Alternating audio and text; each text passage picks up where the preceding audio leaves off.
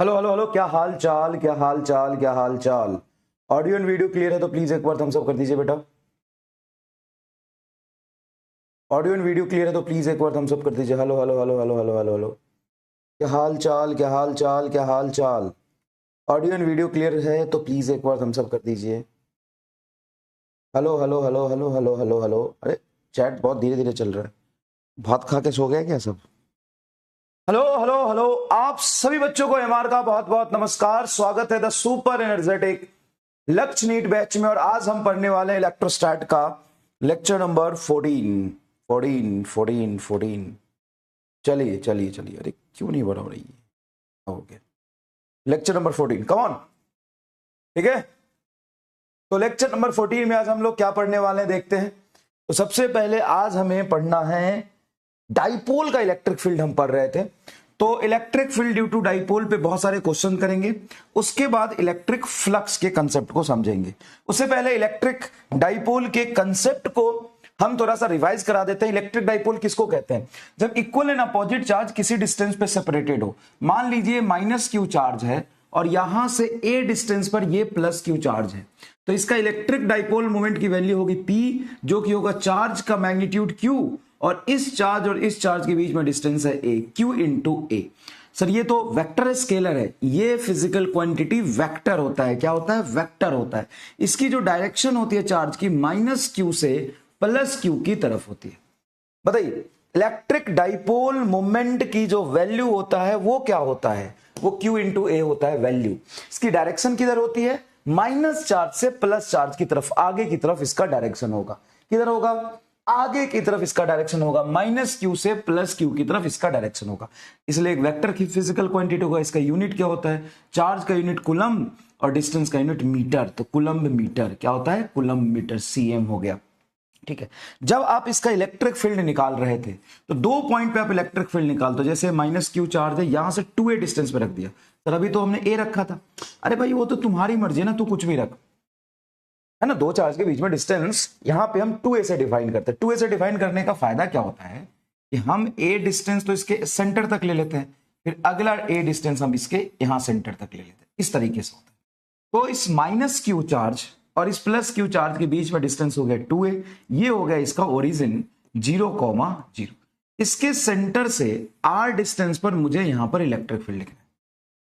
तो सबसे पहले हम नॉर्मल डाइपोल मान के यहां पे इलेक्ट्रिक फील्ड लिखे, तो हम कहते हैं electric field eight axial point. यहां पे इलेक्ट्रिक फील्ड की जो वैल्यू होती है ना बेटा, वो होती है 4। 4 से शुरू होता है। 4 k q, चार्ज का मैग्नीट्यूड डाइपोल का, a इंटू आर। ए भी और आर भी। क्यों? क्योंकि नीचे आता है आर का होल स्क्वायर माइनस ए का होल स्क्वायर का whole square. R square minus A square का होल स्क्वायर। माइनस ही रहता है ना? हाँ सर माइनस रहता है। ये ध्यान से देखिए, ये इलेक्ट्रिक फील्ड की वैल्यू है। 4k-q-a-r, दोनों डिस्टेंस लिया है हमने। डाइपोल के बीच में जो डिस्टेंस है 2a, उसके टर्म्स में हमने लिया है देखो a, और डाइपोल के सेंटर से जो डिस्टेंस है स्मॉलर वो लिया है। तो देखो याद रखना, 4 का फैक्टर आता है। 4k-q, तो k-q तो आना ही आना है। दो डिस्टेंस ऊपर तो नीचे डिस्टेंस का स्क्वायर का होल स्क्वायर, 4 डिस्टेंस आ गए। तो ये इलेक्ट्रिक फील्ड की वैल्यू है इलेक्ट्रिक डाइपोल की वजह से। क्या है बेटा? इलेक्ट्रिक फील्ड की वैल्यू इलेक्ट्रिक डाइपोल की वजह से। यहां पे डाइपोल मोमेंट की वैल्यू है P बराबर चार्ज इंटू दोनों चार्ज की बीच में डिस्टेंस 2a। तो इस चार्ज 4 को लिखोगे 2 इंटू 2, तो 2qa। देख भाई, qa इंटू 2 मिला के P हो जाएगा। तो बोलो 2k।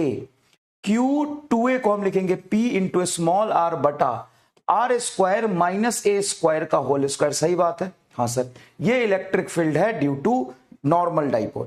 अगर स्मॉल डाइपोल की बात करें, स्मॉल डाइपोल की बात करें तो उसी को हम बोलते हैं आइडियल डाइपोल। क्या बोलते हैं? Ideal dipole. Ideal dipole. Ideal dipole के केस में ए बहुत छोटा होगा, मतलब दोनों चार्जेस के बीच में डिस्टेंस बहुत कम लेते हैं, आर बहुत बड़ा लेते हैं। तो इलेक्ट्रिक फील्ड यहां पे आ जाएगा 2kp और ये आर स्क्वायर का होल स्क्वायर, आर का पावर 4। ये तो नेग्लेक्ट हो जाएगा क्योंकि ए बहुत छोटा है। आर का पावर 4 और ये आर का क्यूब। ये तुम्हारा इलेक्ट्रिक फील्ड की वैल्यू आ गई। डायरेक्शन इलेक्ट्रिक फील्ड की एक्सियल लाइन में डाइपोल मोमेंट के लॉन्ग होता है, डाइपोल के बाहर इस रीजन में या इस रीजन में कहीं भी देखेंगे। तो क्या ये बात आपको समझ में आया? नोट्स में जहां तक आपने पढ़ा था, जहां भी तक आपने पढ़ा था, ये वाला डेरिवेशन एक बार और लिख लेना नए पेज पे। ये वाला डेरिवेशन एक बार और लिख लेना नए पेज में, कोई बुराई नहीं है इसमें, कोई बुराई नहीं है। क्या लिखोगे तुम? एक बार और लिखने में कोई बुराई है क्या? नहीं सर, सही तो है। हमें थोड़ा सा डेरिवेशन कैसे किया था उसके साथ साथ 2-3 बार ड्राइव किया था। डेरिवेशन कैसे किया था उसके साथ साथ एक्सप्रेशन क्या आ रहा है वो 3-4 बार लिख के हमें याद रखना चाहिए। देखो बेटा, 4k3 4 का फैक्टर आता है, क्योंकि एक्सियल लाइन पे वैसे भी इलेक्ट्रिक फील्ड की वैल्यू डबल आता है इक्वेटोरियल से, तो यहां पर देखो 2 डबल आता है 2, तो ये 2 कब आएगा? जब P में भी एक 2 है, तो ये 2 2 4 होंगे। हाँ, तो याद रखना 4 का फैक्टर आता है, तो क्या होगा 4k3, दोनों डिस्टेंस, सेंटर से जहां पे इलेक्ट्रिक फील्ड लिख रहे हैं वो भी डिस्टेंस, और दोनों डाइपोल के बीच में जो डिस्टेंस 2a बनेगा उसका एक a, तो 4k3ar बटा r square minus a square का होल स्क्वायर। दो डिस्टेंस, नीचे डिस्टेंस का स्क्वायर 4 डिस्टेंस, तो डायमेंशनली मैच कर जाएगा। अब इक्वेटोरियल लाइन पे कहीं जाके निकालोगे r डिस्टेंस पर, तो यहां पर इलेक्ट्रिक फील्ड एग्जैक्टली -q से +q, इलेक्ट्रिक डाइपोल मोमेंट के अपोजिट होगा इलेक्ट्रिक फील्ड, और इसकी वैल्यू होगी बेटा 2k चार्ज q बटा, याद रखना जो रिंग के एक्सिस पे टर्म आता था ना, नीचे देखो रिंग का एक्सिस पे इलेक्ट्रिक फील्ड होता था k क्यू एक्स बटा R square plus X square का पावर 3/2, वो वाला टर्म उठाओ, ये डिस्टेंस r और ये a, तो यहां पे आता है R square plus A square का पावर 3/2। अब अगर तुम डायमेंशनली देखोगे, अब प्लस आएगा, क्यों? R square plus A square power 3/2, क्योंकि पाइथागोरस थ्योरम से निकालते ए और आर का डिस्टेंस निकालते ये, तो प्लस आएगा। R square plus A square का पावर 3/2, बाई 2 से 2 काटोगे तो डिस्टेंस का पावर 3 है। ऊपर एक ही डिस्टेंस आना चाहिए, ताकि एक डिस्टेंस और 3 डिस्टेंस कट के डिस्टेंस का स्क्वायर बचे। पूरे फोकस से समझना, डिस्टेंस का क्या बचे? स्क्वायर। ठीक है सर, तो यहां पे हम कौन सा डिस्टेंस लिखे, ए लिखे कि आर लिखे? सर कोई भी एक डिस्टेंस लिख लो, चलो आर लिख लो। जैसे मैं आर लिखूंगा तो ये गलत हो जाएगा, क्यों? क्योंकि लास्ट में ये electric field electric dipole moment के टर्म्स में हमें सिंप्लीफाई करना है। अगर मैंने Q इंटू आर लिख दिया तो इलेक्ट्रिक डाइपोल मोमेंट तो Q इंटू 2a है, चार्ज इंटू चार्ज के बीच का डिस्टेंस, चार्ज इंटू चार्ज के बीच का डिस्टेंस, तो मैं यहां पे P नहीं लिख पाऊंगा। क्या बेटा? P नहीं लिख पाऊंगा, इसलिए मैं जस्टिफाई कर रहा हूं कि मैं यहां पे R नहीं लिख सकता। एक बात तो हो गई कि सर वहां R नहीं आएगा क्योंकि आपने A पढ़ाया है, एक बात ये हो गई। दूसरा, एमआर स्टार फील आ गया, तो यहां पे कमेंट करके बताएंगे कि एमआर स्टार वाली ये फील आ गई, एमआर स्टार फील आ गई कि हम यहां पे आर क्यों नहीं लिख सकते। एक तो बात होता है कि ए आना चाहिए सर, क्योंकि आपने कल ड्राइव करा था ए, लेकिन मैं तुम्हें पढ़ा रहा हूं कि आर क्यों नहीं आएगा। आर क्यों नहीं आएगा बता? क्योंकि हमें लास्ट में ये पूरा एक्सप्रेशन पी के टर्म्स में कन्वर्ट करना है, और पी के टर्म से तभी कन्वर्ट करेंगे जब चार्ज के साथ ए मल्टीप्लाई हो। यहां पे क्या मल्टीप्लाई है? आर, तो ये आर नहीं आएगा। बोलो, बताओ, सोचो। मैंने तुम्हें ये फील करा दिया कि वहां पे आर नहीं आएगा, क्या आएगा? ए आएगा। बताओ मजा आया कि नहीं? सर ए के साथ आर भी लिखो, दो डिस्टेंस नहीं, दो डिस्टेंस नहीं लिख सकते। यहां पे डिस्टेंस का स्क्वायर था, तो नीचे डिस्टेंस का पावर 4 था, लेकिन इलेक्ट्रिक फील्ड में डिस्टेंस का स्क्वायर आना चाहिए। हाँ सर, लेकिन डिस्टेंस का पावर 4 बन रहा है नीचे, इसलिए ऊपर दो डिस्टेंस है, और गर्दा फील आ गई। हाँ, यहां पे डिस्टेंस का क्यूब बनेगा, डिस्टेंस का स्क्वायर, ये बटा 2 कटेगा, डिस्टेंस का क्यूब, तो एक ही डिस्टेंस आना चाहिए। अब देख मजा आ जाएगा।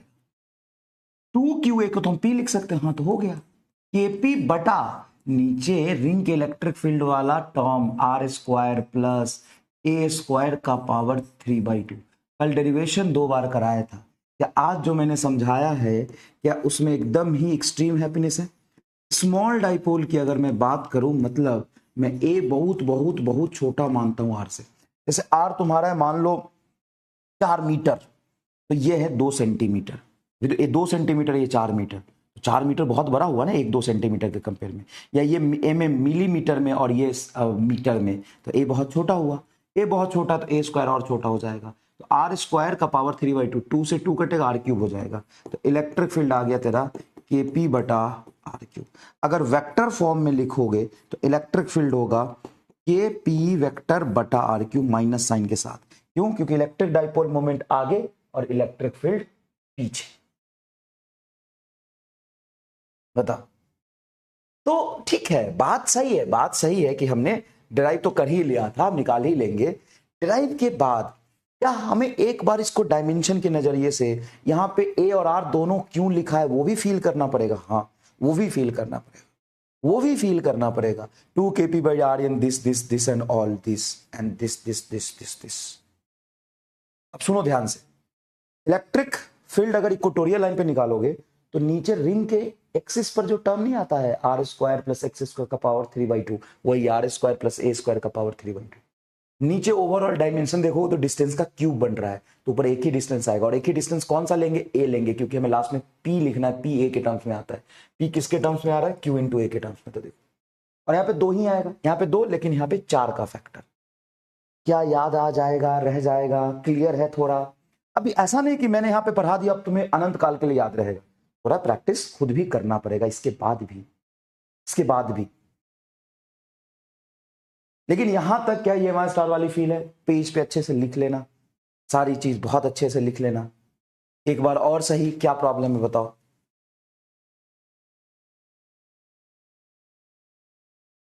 क्लियर है क्या, क्लियर है क्या? अब एक्सक्लूसिव तुम्हारे लिए सवाल लाए, तुम्हारे बैच के लिए। ऐसे ऐसे मैंने मतलब सोचा है कि कराएंगे, सारे क्वेश्चंस तो कराएंगे ही जितने कराते हैं, लेकिन तुम्हारे बैच के लिए स्पेशली इस साल, नहीं तुम्हारे बैच के लिए नहीं, इस साल मैं कुछ क्वेश्चंस नए लिखता रहूंगा और तुम्हारे लिए लाता रहूंगा कुछ अच्छे सवाल, कुछ जेई मेन के अच्छे सवाल, जिससे तुम्हारी दिमाग की विकास हो। लेकिन तुम्हारे दिमाग का विकास कैसे होगा, दिमाग ही नहीं तेरे अंदर, का विकास कैसे होगा? ले, अभी 2-4 सवाल मैंने आज ही लिखे हैं, वो मैं कराऊंगा। पहले एक बहुत छोटा सा सवाल है, इसको अटेम्प्ट कर, मैं पोल क्रिएट कर रहा हूं, ध्यान से करना। What is the angle between electric dipole moment and the electric field on the equatorial line? सबसे पहले मैं क्या करूंगा कि तेरा कमेंट ऑफ करूंगा, ठीक है? कमेंट को कर दिया मैंने फ्रीज। उसके बाद मैं यहां पे करूंगा पोल क्रिएट, ताकि सब लोग ध्यान से आंसर दे पाए। चलो थोड़ा सा आसान से शुरू करता हूं, अच्छे लेवल पे ले जाऊंगा भाई मेरे।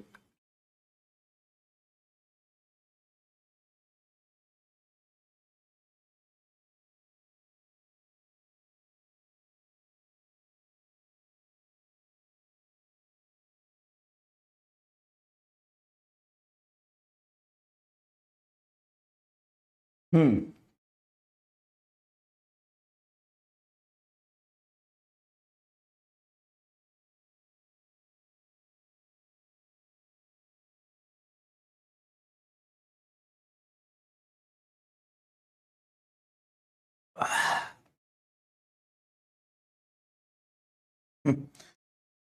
सब बच्चे को समझ में, एक बार और रिपीट कर दीजिए।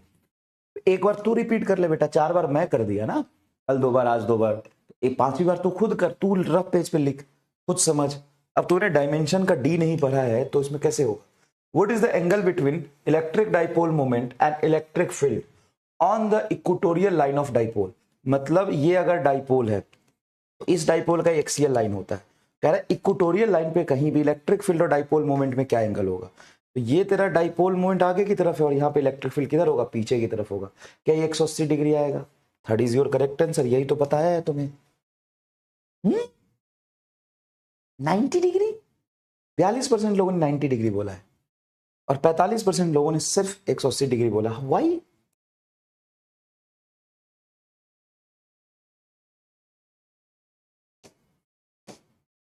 क्यों भाई, इसमें क्या डाउट है? हाँ 180 होगा, 90 इज राइट आंसर।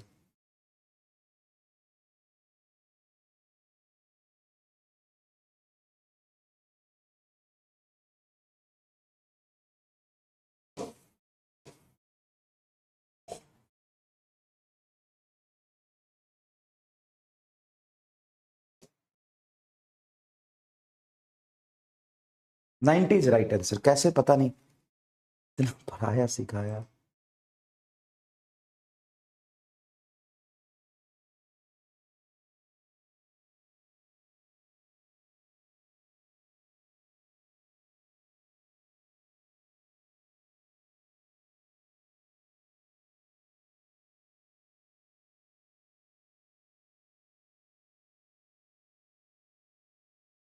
चलो कोई बात नहीं, मैं एक बार तुम्हें समझा देता हूं। और अभी अभी मैंने क्या सिखाया है भाई, पहले सवाल में तुम फैल गए।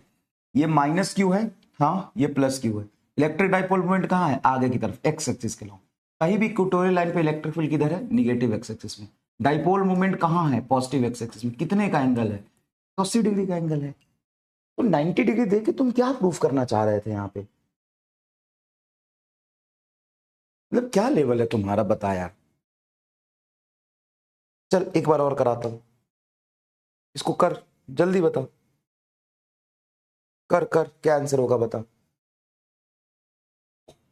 इस बात पे कोई टीचर अगर गुस्सा करता है तो वो तो साइको है, पागल है, बेवकूफ है, एंगर इशू है, उसको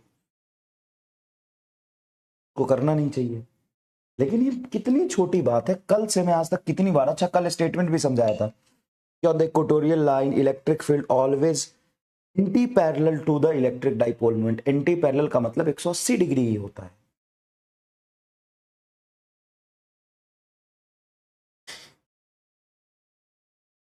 अच्छे सवाल मैं कराऊं, मैं तो आज सोचा था कि जेई एडवांस के सवाल कराऊंगा तुम्हें, जेई एडवांस के सवाल कराऊंगा तुम्हें, और तुम कर लेगा, मुझे पूरा भरोसा था।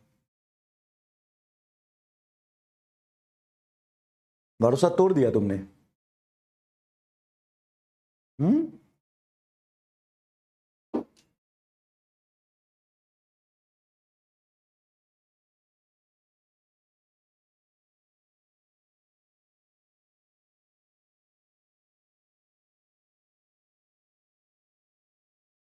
चलिए, बिल्कुल आंसर सी है, 96% अब आया। तो पहले क्यों आया था, वो जो भी आया था 9 क्यों आया था, क्या गलती हुई थी बता, तो खुद बता, ताकि मैं पढ़ाते समय उसका ध्यान रखूं।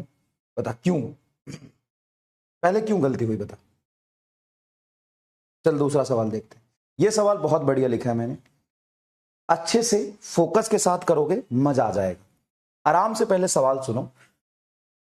An electric dipole is kept at the origin and shown in a diagram।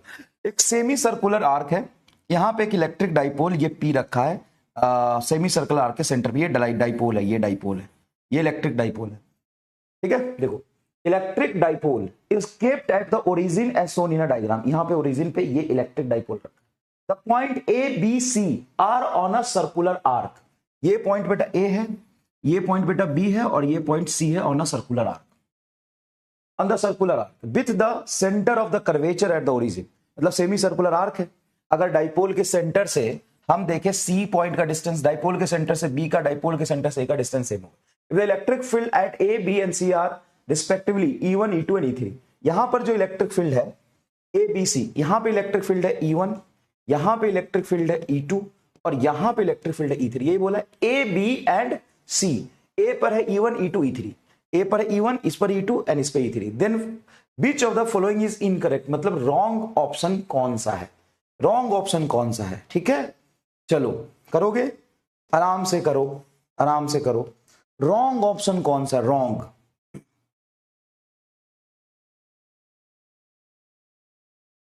आराम से करना, कोई जल्दीबाजी नहीं। देख भाई, यहां पे रॉन्ग ऑप्शन पूछा है, तो ए पॉइंट पर इलेक्ट्रिक फील्ड, और इस पर इलेक्ट्रिक फील्ड अगर देखो तो ये इक्वेटोरियल लाइन हो गया, ये डाइपोल आगे है, हाँ ये एक्सियल लाइन हो गया, यहां पर इलेक्ट्रिक फील्ड, यहां पे इलेक्ट्रिक फील्ड, यहां पे इलेक्ट्रिक फील्ड। अब ध्यान से देखोगे तो ऑब्वियस सी बात है कि ये इलेक्ट्रिक फील्ड डाइपोल के डायरेक्शन में होगा, E3 की डायरेक्शन आगे होगी और E2 की डायरेक्शन पीछे होगी, है ना, और इसके कंपेयर में इसकी वैल्यू डबल होगी। ठीक ना, चलो तो आप कह सकते हो कि E3 is equal to 2 times of E2 with negative sign. कह सकते हो क्या, जितना r डिस्टेंस पर इक्वेटोरियल पॉइंट पे इलेक्ट्रिक फील्ड होता है उसका डबल होता है एक्सियल पॉइंट पे, तो E3 is equal to -2 times of E2। ऐसा है, E3 is equal to -2 times of E2। ये सही है, ये सही है। और same E1 is equal to -2 times of E2, क्योंकि ये भी एक्सियल पॉइंट है, तो एक्सियल पॉइंट पे इलेक्ट्रिक फील्ड आगे की तरफ ही होता है। ये भी सही है, ये भी सही है। E1 is equal to -2 times of E2, E1 is equal to -2 times of E3 है, ये गलत है, क्योंकि E1 और E3 तो सेम ही होगा, क्योंकि एक्सियल पॉइंट है दोनों। E1 minus of E3, E1 minus of E3, नहीं, डायरेक्शन सेम होगा, गलत है ये, दो इनकरेक्ट हो जाएंगे। E1 E3 बराबर है, E1 E3 तो बराबर आएगा।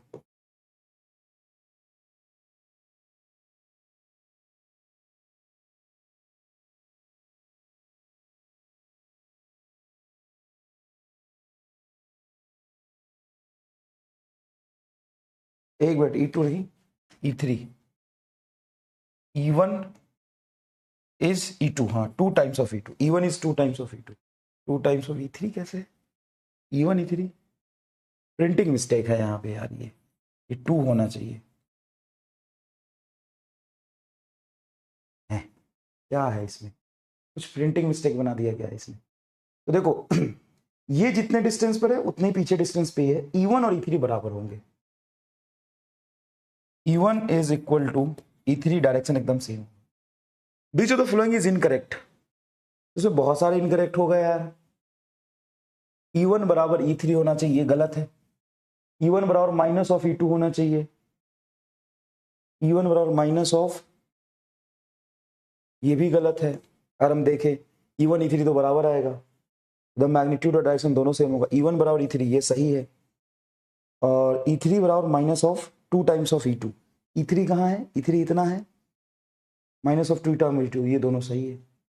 क्या ये घोर मत्था कर दिया, घोर मत्था कर दिया इसने, ये दोनों गलत है। अब मुझे 6 बार समझाना पड़ेगा मुझे, लेकिन मैं समझाऊंगा, कोई दिक्कत नहीं। थर्ड एंड फोर्थ सही है, टाइपिंग मिस्टेक कर दी मैंने, बना के कुछ और दिया था, इन्होंने गोबर गणेश कर दिया। चल हटा, कोई बात नहीं, मैं पूरा समझा देता हूँ, चिंता मत करो, चिंता मत करो, चिंता मत करो, मैं पूरा समझा दूंगा, पूरा समझा दूंगा, चिंता, घबराना नहीं है, घबराना नहीं है, हो जाता है कभी कभी ऑप्शन गलत हो जाते, घबराना नहीं है, मैं पूरा बता दूं। ये एक इलेक्ट्रिक डाइपोल है P, इस इलेक्ट्रिक डाइपोल से अगर आप R डिस्टेंस पर यहां जाते हैं, पॉइंट नंबर C जहां पे इलेक्ट्रिक फील्ड है E3, और यहां से सेंटर से ही R डिस्टेंस पर आप यहां आते हैं, जो कि पॉइंट नंबर है आपका A, जहां पे इलेक्ट्रिक फील्ड है E1, तो आप R डिस्टेंस एक्सियल लाइन पे आगे जाए या R डिस्टेंस पीछे, इलेक्ट्रिक फील्ड की वैल्यू एकदम सेम होती है और सेम डायरेक्शन में होगी। ऐसा नहीं कि आगे निकाला तो आगे की तरफ, पीछे निकालोगे तो पीछे की तरफ।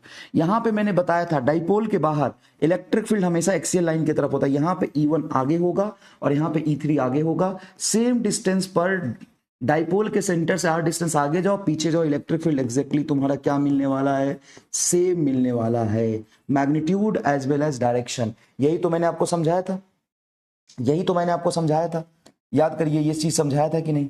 आप यहां पे फिर से मैं आपको याद दिला दूं, फिर से मैं याद दिला दूं, ये माइनस क्यू चार्ज है, ये माइनस क्यू चार्ज है, ये प्लस क्यू चार्ज है, ठीक है, ये तुम्हारा डाइपोल बन गया, माइनस क्यू से प्लस क्यू डाइपोल एक एक्सिस में होगा, सेंटर से R डिस्टेंस तुम यहां पे आके इलेक्ट्रिक फील्ड निकालोगे, माइनस क्यू चार्ज से यहां पे इलेक्ट्रिक फील्ड ज्यादा होगा, हाँ, और माइनस क्यू चार्ज से इलेक्ट्रिक फील्ड उसकी तरफ होता है, वो तो किधर जाएगा इलेक्ट्रिक फील्ड, आगे की तरफ, प्लस क्यू से यहाँ पे इलेक्ट्रिक फील्ड पीछे होगा, थोड़ा कम होगा, तो नेट इलेक्ट्रिक फील्ड तो आगे ही बनेगा ना भाई, हाँ सर, नेट इलेक्ट्रिक फील्ड आगे बनेगा। और यहां पे अगर मैं कहीं निकालूं तो एक्सियल लाइन पे इलेक्ट्रिक फील्ड आगे होता है, इस प्लस क्यू का इलेक्ट्रिक फील्ड ज्यादा होगा, इस प्लस क्यू का इलेक्ट्रिक फील्ड यहां पे क्या होगा, ज्यादा होगा, इस प्लस क्यू का इलेक्ट्रिक फील्ड ज्यादा होगा तो आगे की तरफ आएगा। एक्सियल लाइन पे R डिस्टेंस आगे जाए या पीछे जाए, इलेक्ट्रिक फील्ड एकदम सेम मिलेगा, तो सब पक्की बात है, E1 बराबर E3 आएगा, डन है। अब देख, यहां से R डिस्टेंस पर तुम जाओगे यहां पर, तो डाइपोल एक्स एक्सिस में, तो यहां पे electric field negative x axis में आएगा आपका E2, ये जो पॉइंट है आपका है B, तो ठीक है, एकदम ठीक है। अच्छा, E1 बराबर E3 की वैल्यू लिखोगे तो क्या लिखोगे, 2kp बटा RQ, यही लिखोगे, हाँ सर, क्योंकि सेंटर से, डाइपोल के सेंटर से R डिस्टेंस पर एक्सियल लाइन पे आगे जाओ, R डिस्टेंस पर एक्सियल लाइन पे पीछे आओ, इलेक्ट्रिक फील्ड की वैल्यू होगी 2kp by RQ axial line पे, और E2 क्या होगा बेटा, तो E2 होगा माइनस kp बटा RQ। अब एक बात बताओ, E1 बराबर E3 बराबर यहां पे KP बटा RQ, देखो KP बटा RQ को हम क्या लिख सकते हैं, माइनस ऑफ E2, देखो ना KP बटा RQ होता है, इक्वेटोरियल लाइन है, डाइपोल एक्स एक्सिस में ये इक्वेटोरियल लाइन है, तो KP बटा RQ को माइनस E2 लिख सकते हो, KP बटा RQ को माइनस E2 लिख सकते हो, 2 इंटू E2, क्या गया। तो देखो E1 बराबर E3, देखो E1 बराबर E3 सही हो गया, E3 बराबर minus 2 times of E2, E3 बराबर माइनस 2 टाइम्स ऑफ E2, ये सही हो गया, ये दोनों सही हो गए। ये गलत हो गया क्योंकि E1 बराबर माइनस E3 दिया, गलत हो गया। ये देखिए E1 बराबर माइनस ऑफ 2 E3, E1 बराबर minus of 2 times of E2, E1 बराबर E3 है ना, लेकिन ये बोला E1 बराबर माइनस 2 E3, गलत है, ये गलत। तो आपके दो ऑप्शन एकदम साफ साफ गलत है और दो ऑप्शन एकदम सही है, ये गलत है, गलत है और ये सही है। अब बताओ क्या आपको समझ में आ गया?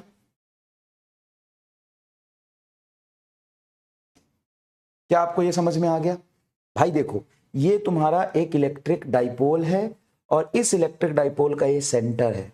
इस सेंटर से डी डिस्टेंस पर यहां पे जाओगे, डी छोड़ दो, आर ही लिख लो ना, मैंने यहां पे आर लिखा है, आर डिस्टेंस मान लो।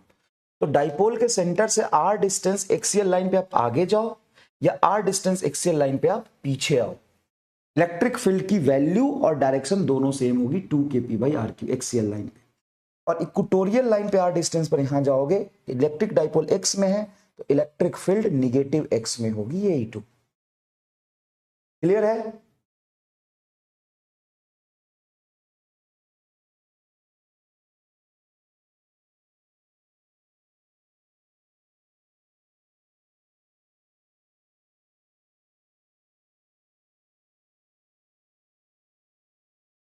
कितना इरिटेटिंग हो गया है क्लास लेना लक्ष्य नीट में, कमेंट ही नहीं चल रहा है। 3 दिन हो गए, मैं तीसरे दिन बोल रहा हूं, मैं 2 दिन नहीं बोला, तीसरे दिन बोल रहा हूं।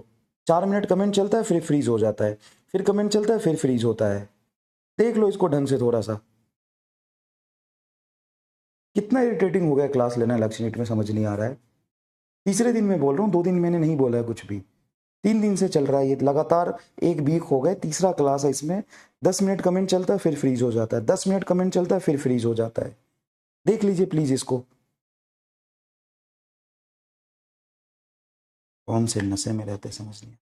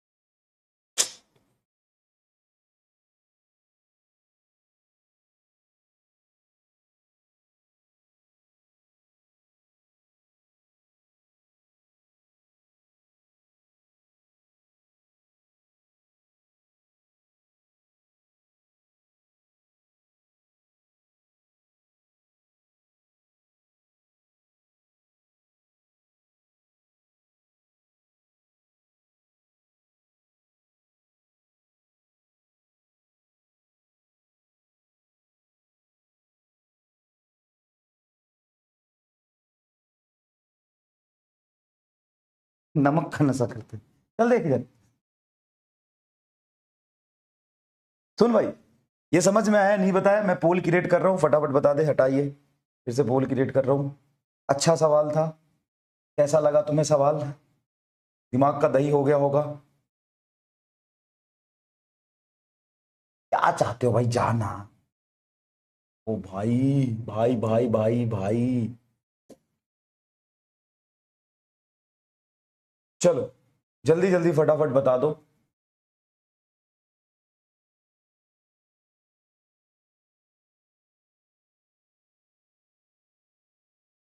कितने लोगों से क्या इसमें कैसे बताओगे? स्टॉप पोल, सॉरी।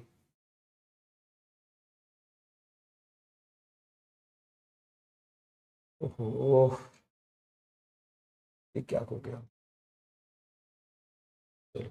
कोड टाइप समझ में आ गया तो यस, नहीं समझ में आ गया थम्स डाउन। समझ में आ गया तो यस थम्स अप, नहीं समझ में आया थम्स डाउन प्लीज। अच्छा सवाल था, पूरा दिमाग खोल दिया होगा आपका। अच्छा सवाल था, पूरा दिमाग खोल दिया होगा आपका।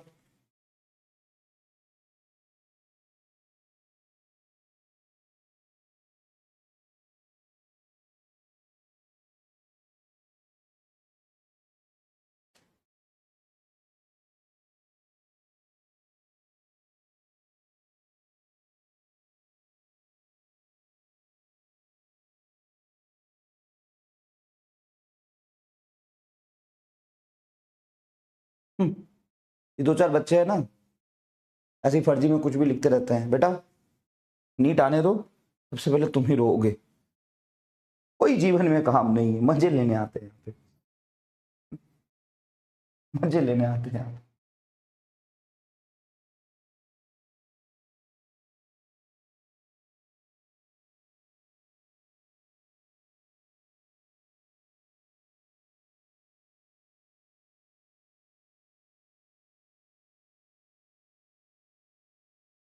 चलो बहुत बढ़िया, 11% लोगों को समझ नहीं आया। क्या कर सकता हूं मैं इसमें, कोशिश कर सकता हूँ एक बार और क्या कर सकता हूँ। चल देख बेटा समझाता हूँ, चल समझ, मैं दोबारा से बताता हूँ पूरा। इसने सवाल में एक बार मिसप्रिंट क्या कर दिया कि तुम हिम्मत हार जाते हो। कोई बात नहीं, मैं दोबारा से समझाता हूँ, कोई दिक्कत नहीं बेटा। देख देख, सबसे पहले ये समझो, सबसे पहले यही समझो, एक चीज बताऊंगा तुम्हें, एक काम करना, इनवाइट कर रहा हूं तुमको, जिस दिन रिजल्ट आएगा ना उस दिन रिजल्ट सेलिब्रेशन में जरूर आना। जो आलतू फालतू थोड़ा लिख रहा है ना, उनको एक बात कह रहा हूं, और एक और काम करना, लास्ट ईयर का रिजल्ट सेलिब्रेशन का वीडियो होगा अलग पांडे फिजिक्स वाला चैनल पे, उसको जाके देख लेना। लास्ट ईयर रिजल्ट सेलिब्रेशन का वीडियो होगा अलग पांडे यूट्यूब चैनल पे, उसको जाके देख लेना। और इस बार के रिजल्ट सेलिब्रेशन में जरूर आना, इनवाइट कर रहा हूं, जरूर आना, ठीक है।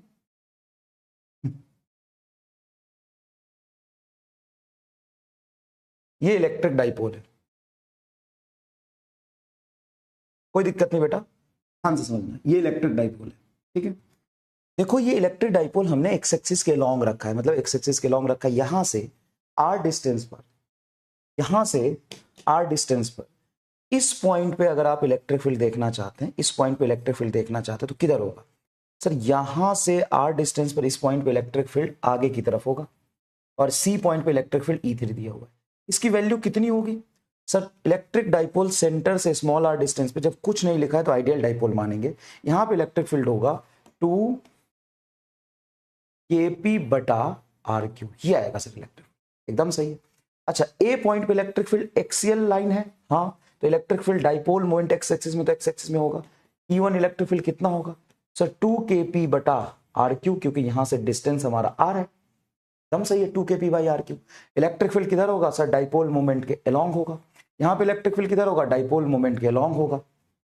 अब इसके सेंटर से आर डिस्टेंस यहां पे मैं अगर जाऊं तो ये इक्वेटोरियल लाइन हो गया, यहां पे इलेक्ट्रिक फील्ड डाइपोल मोमेंट के पीछे होगा, ये E2 है जिसकी वैल्यू होगा kp बटा आर क्यू, वेक्टर साइन के साथ माइनस आएगा, डायरेक्शन पीछे इसलिए।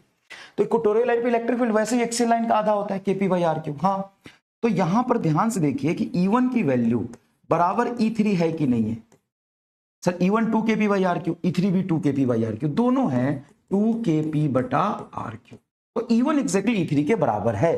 तो E1 E3 के माइनस ऑफ E3 दे दिया तो गलत है, क्योंकि E1 E3 बराबर है, ये सही हो गया। ऑब्वियस सी बात है, ये दोनों उल्टा ऑप्शन है, E1 minus of E3, E1 बराबर E3, तो ये सही है, ये गलत है। एक्सियल लाइन पे इलेक्ट्रिक फील्ड डाइपोल मोमेंट के लॉन्ग होता है, जब डाइपोल के बाहर देखो, छोटा डाइपोल है तो बाहर ही देखोगे, छोटा डाइपोल के अंदर कैसे जाओगे। और जो बेटा E2 है वो है minus kp by R cube है, हाँ सर, तो kp बटा आर क्यू को माइनस E2 लिख सकते हैं, हाँ, kp बटा आर क्यू, देखो टू को छोड़ दो, kp बटा आर क्यू को लिख सकते हो माइनस E2, तो ये हो गया -2 टाइम्स ऑफ E2, मतलब E1 बराबर -2 टाइम्स ऑफ E2। E1 बराबर -2, E3 गलत हो गया, क्योंकि अच्छा ये तीन ऑप्शन को हम ध्यान से देखेंगे, तो अगर ये तीन ऑप्शन तुम ध्यान से देखो, ये सही हो गए तो अब कॉपी सी बात है गलत होगा, क्योंकि E1 बराबर E3 है तो E1 बराबर 2 टाइम्स ऑफ E3 होगा नहीं, ये सही है तो ऑब्वियस सी बात है ये दोनों गलत हो गए। अरे सर क्या ऑप्शन है, अगर ये दोनों हमारे, ये सही है तो ये दोनों गलत ही होंगे, और E3 बराबर -2 टाइम्स ऑफ E2, ठीक है देखते हैं, E3 देखो, ये E3 -2 टाइम्स ऑफ E2 एकदम सही दिख गया, अब ये आंसर आ गया, तो ये तुम्हारे सही हो गए। अब बताओ, अब बताओ, अब समझ में आया क्या, अब समझ में आया क्या, अब फटाफट मैं पोल क्रिएट कर रहा हूं, कितने लोगों को समझ में आया बता दे,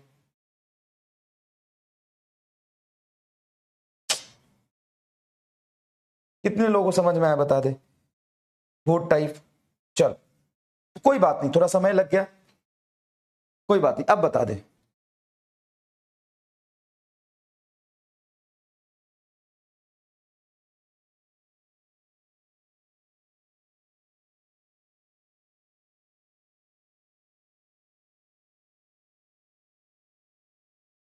और एक बार बेटा तू खुद भी लिख के देखता ना तो समझ में आ जाता।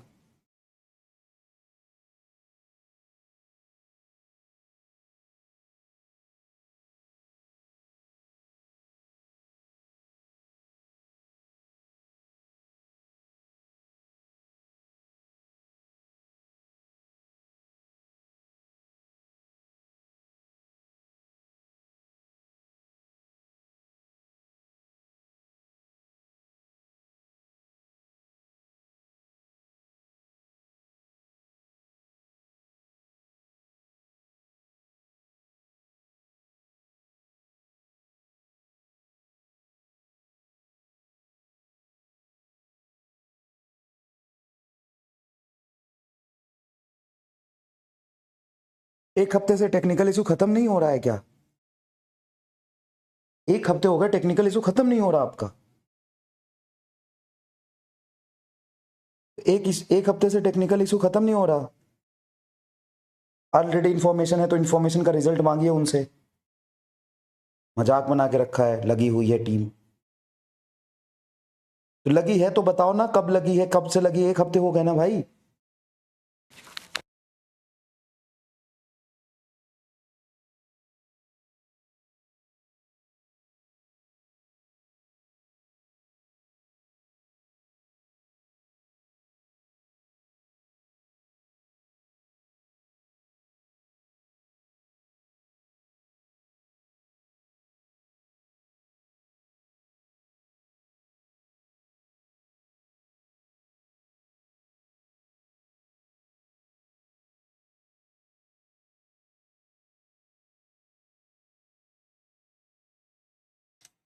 आग बना के रखा हुआ है।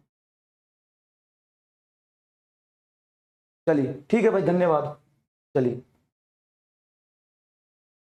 चलिए, इतने लोगों को समझ में आ गया, बहुत अच्छी बात है बेटा, अब सीख गए थोड़ा, याद रखिएगा इसको। चाहिए आइए लेट समझते हैं इस सवाल को। ये एक बहुत बढ़िया सवाल लिखा है। इस सवाल को करने से पहले एक मैंने अभी हाथों से ये सवाल लिखा था, इसको करते हैं पहले। चलिए यहां पर देखिएगा बेटा, बढ़िया क्वेश्चन है ये।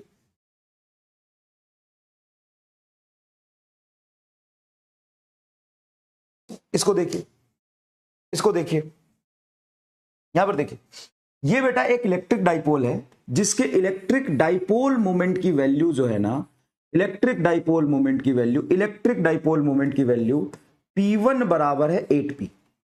P1 की वैल्यू कितनी है? 8P। और यहां पे एक इलेक्ट्रिक डाइपोल है जिसमें P2 की वैल्यू P। तो दो इलेक्ट्रिक डाइपोल है। एक इलेक्ट्रिक डाइपोल वाई एक्सिस के लॉन्ग रखा है, देखो यहां ध्यान से। एक electric dipole negative Y axis के लॉन्ग रखा है, देखो ध्यान से। कहां रखा है? निगेटिव वाई एक्सिस के लॉन्ग रखा है। कहां रखा है? निगेटिव वाई एक्सिस के लॉन्ग रखा है। हमें यहां पे इलेक्ट्रिक फील्ड की वैल्यू निकालनी है, यहां पर इलेक्ट्रिक फील्ड की वैल्यू निकालनी है। ठीक है, नेट इलेक्ट्रिक फील्ड की वैल्यू क्या होगी ये बताओ। सबसे पहले एक बात समझना, सबसे पहले एक बात समझना। Hello hello hello hello hello hello hello, अब कन्नो वॉइस लिख रहा है। कितने कितने इतने कुत्ते जैसे हैं ये सब के सब। ये 8P है, हाँ। 8P से यहां पे R डिस्टेंस पे एक डाइपोल है, यहां से R डिस्टेंस पे हमें इलेक्ट्रिक फील्ड निकालना है। तो इस डाइपोल से कितने डिस्टेंस पे है? 2R डिस्टेंस पे। और इस डाइपोल से क्या ये पॉइंट इक्वेटोरियल लाइन है? हाँ, इक्वेटोरियल लाइन पे इलेक्ट्रिक फील्ड इस डाइपोल से सीधा एंटी पैरेलल नीचे होगा। ये होगा आपका E1। ई नेट यहां पे कैलकुलेट करना, E1। E1 की वैल्यू क्या होगी? 2 sorry sorry sorry K into 8P। क्या होगा? K into 8P। ये देखो यहां से डाइपोल मोमेंट 8P और डिस्टेंस है 2R। K into 8P divided by 2R का क्यूब। तो ये हो जाएगा K 8P divided by distance 2R है। देखो इस डाइपोल से डिस्टेंस कितना है? 2R। डाइपोल मोमेंट की वैल्यू कितनी है? 8P। इक्वेटोरियल लाइन है तो लिखेंगे KP बटा R क्यूब, K 8P बटा 2R का क्यूब। 2 का क्यूब हो जाएगा 8R क्यूब।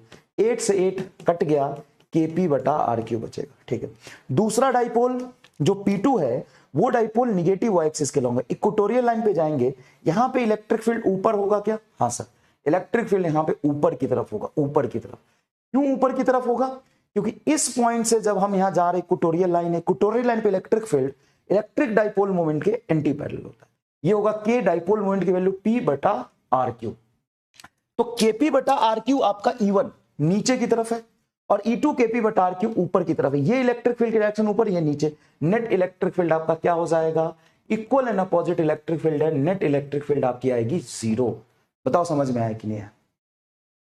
-7 जो आप कह रहे थे, गधे चोमूनंद स्वामी, नालायक बेवकूफ दिमाग का बैगन इंसान, यहां से इस पॉइंट की डिस्टेंस हो गई 2R और यहां से डिस्टेंस हो गई सिर्फ R।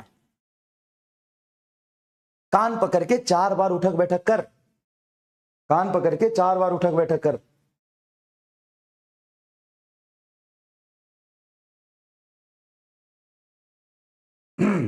सर R क्यूब कैसे आया? लो भैया, आकांक्षा सिंह कह रही R क्यूब कैसे आया? तीन से आर क्यूब चल रहा है, 7r3, बाप रे बाप रे बाप रे। इवन E3 इन अपोजिट, बेटा अपोजिट डायरेक्शन नहीं है, एक्सियल लाइन पे इलेक्ट्रिक फील्ड सेंटर से आर आगे, आर डिस्टेंस आगे, सेम डायरेक्शन में आएगा।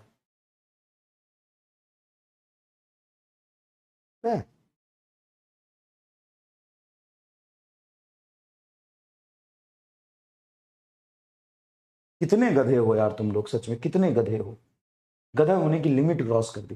चलो अब यहां बताओ, यहां पे नेट इलेक्ट्रिक फील्ड निकालनी है, ढंग से करना सवाल को सॉल्व, ढंग से करना सवाल को सॉल्व। अच्छा सवाल लिखा है भाई, अच्छा सवाल लिखा है, इसको ढंग से करना। चलो समझते हैं बेटा, समझते हैं। देखो एक डाइपोल है तुम्हारा, ये कैसा बन गया, ये है, ये डाइपोल है। देख मैं फिर से बना देता हूं, ये डाइपोल है, इस डाइपोल की डाइपोल मोमेंट है 8p, इसकी मतलब डाइपोल मोमेंट की वैल्यू है 8p, ये डाइपोल मोमेंट है। यहां से r डिस्टेंस पे एक दूसरा डाइपोल रखा है आगे की तरफ x एक्सिस के लॉन्ग, इसकी डाइपोल मोमेंट की वैल्यू है बेटा p, ये y एक्सिस के लॉन्ग है, ये x एक्सिस के लॉन्ग है। यहां पे मुझे इलेक्ट्रिक फील्ड कैलकुलेट करना है। तो चलिए, तो तेरा सवाल हो गया। अब मैं यहां पे इसका सॉल्यूशन करता हूं, ध्यान से देखना। ये एक तेरा डाइपोल है जिसकी डाइपोल मोमेंट है 8p, 8p dipole moment y axis के लॉन्ग है। इससे मैं r और r कितने डिस्टेंस पे जा रहा हूं बता, इससे मैं कितने डिस्टेंस पे यहां पे आ रहा हूं, सर r और r 2r डिस्टेंस पे। और ये लाइन y एक्सिस के लॉन्ग डाइपोल है, उसके 90 डिग्री पर डाइपोल y के है, डाइपोल y के लॉन्ग है, मैं x एक्सिस पे 2r डिस्टेंस पे गया हूं। तो इलेक्ट्रिक फील्ड मेरा नीचे की तरफ आएगा, बोल हाँ कि ना। अगर डाइपोल y एक्सिस के लॉन्ग है तो उसकी इक्वेटोरियल लाइन पे इलेक्ट्रिक फील्ड डाइपोल मोमेंट के एंटी पैरेलल होता है।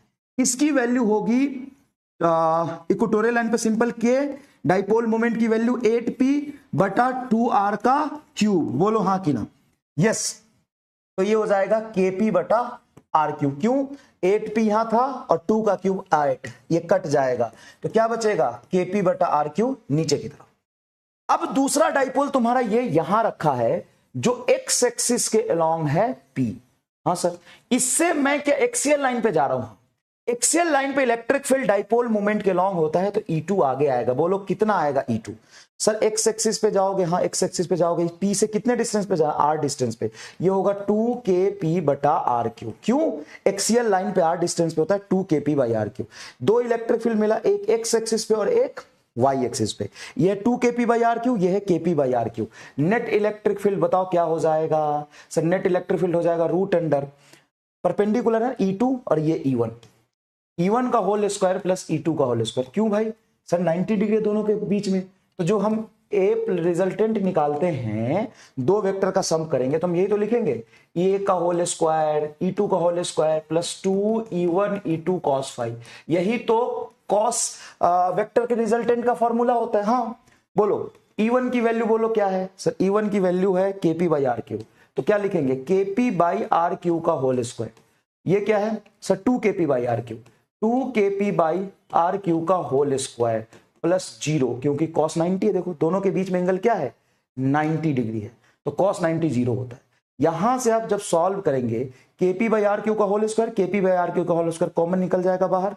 हाँ सर, तो ये हो जाएगा simple kp by r cube का होल स्क्वायर कॉमन निकालोगे तो यहां पे बचेगा 1 और यहां पे बचेगा 2 का होल स्क्वायर 4, ये बनेगा ना 2 का होल स्क्वायर 4। यहां से kp by r cube common निकल गया, होल स्क्वायर से बाहर जाएगा तो सिंपल बचेगा ये kp by r cube root under 5। ये तुम्हारा आंसर आया है, ये तुम्हारा आंसर है रूट अंडर 5। 3 नहीं आ रहा है बेटा, कैसे आप कर दोगे, ये 2 kp बाई r क्यूब और kp by r cube 3 kp by r cube नहीं होगा ना, ये 90 डिग्री पर है दोनों, क्योंकि ये डाइपोल को मैंने x एक्सिस के लॉन्ग रखा है, इसको y के लॉन्ग रखा था बेटा।